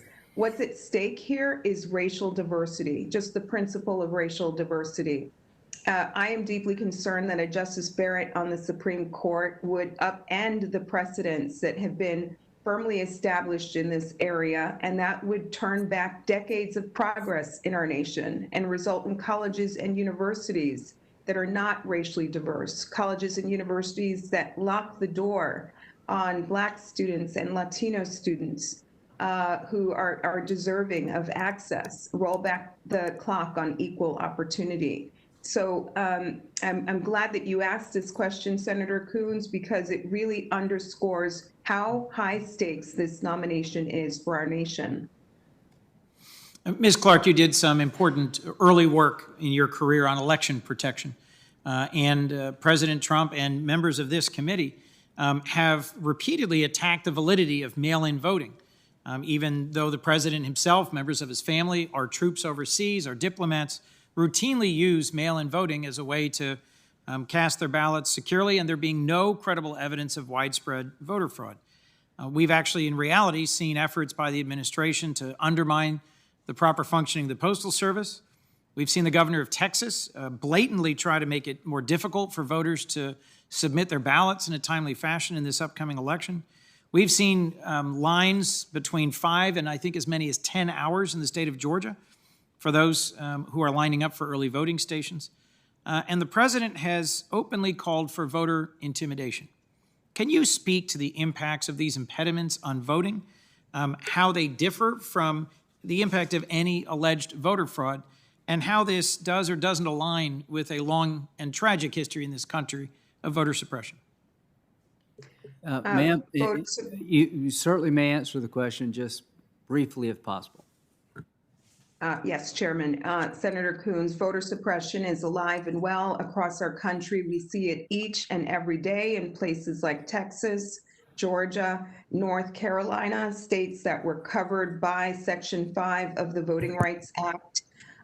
We know that people are struggling to access the ballot amid the pandemic, and there have been lawsuits to tear down the unconstitutional barriers to the ballot, which is why Judge Barrett's views on voting rights matters, and which is why it has been very disturbing to listen to Judge Barrett this week express an unwillingness to acknowledge that voter intimidation is unlawful, to express an unwillingness to acknowledge that voting discrimination is ongoing and exists. And these cases are in the Supreme Court pipeline and on the court's docket, which is why again, we oppose Judge Barrett's nomination to the Supreme Court. She will turn the clock back on voting rights in our country.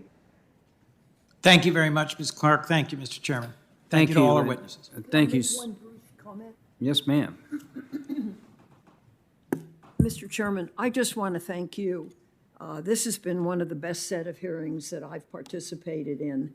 And I want to thank you for your fairness and the opportunity of going back and forth.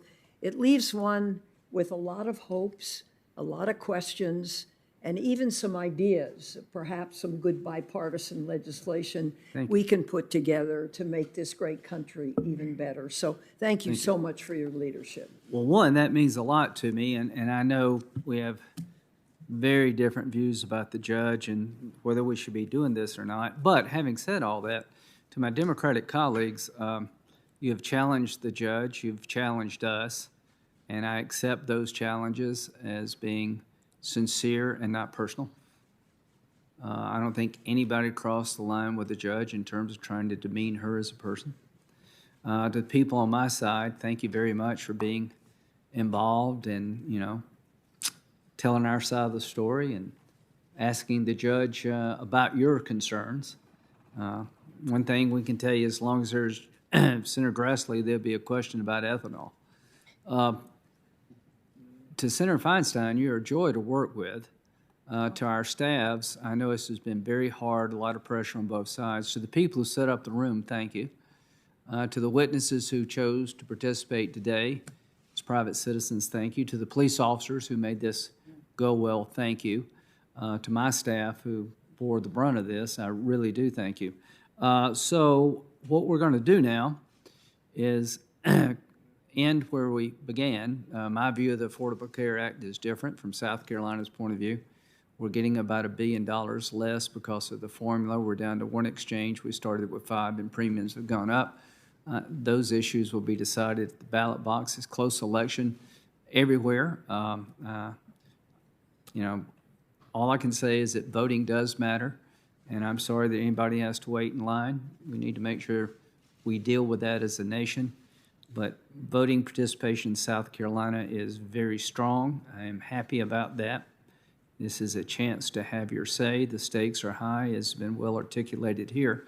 But let me just say, the election will come, winners will be declared, and we get to start over. The thing I like most about democracies is a journey without a destination. When are we going to get there? We never actually do. When you're a child, you're wanting to get to wherever you want, you're excited about going. It really is the journey.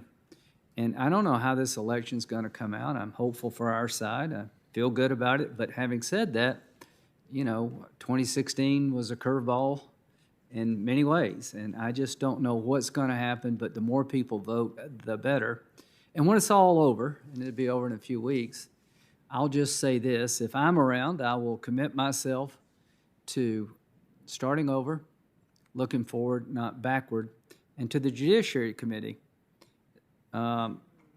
we've talked about things that really matter. We've had our differences, but we're talking about Section 230.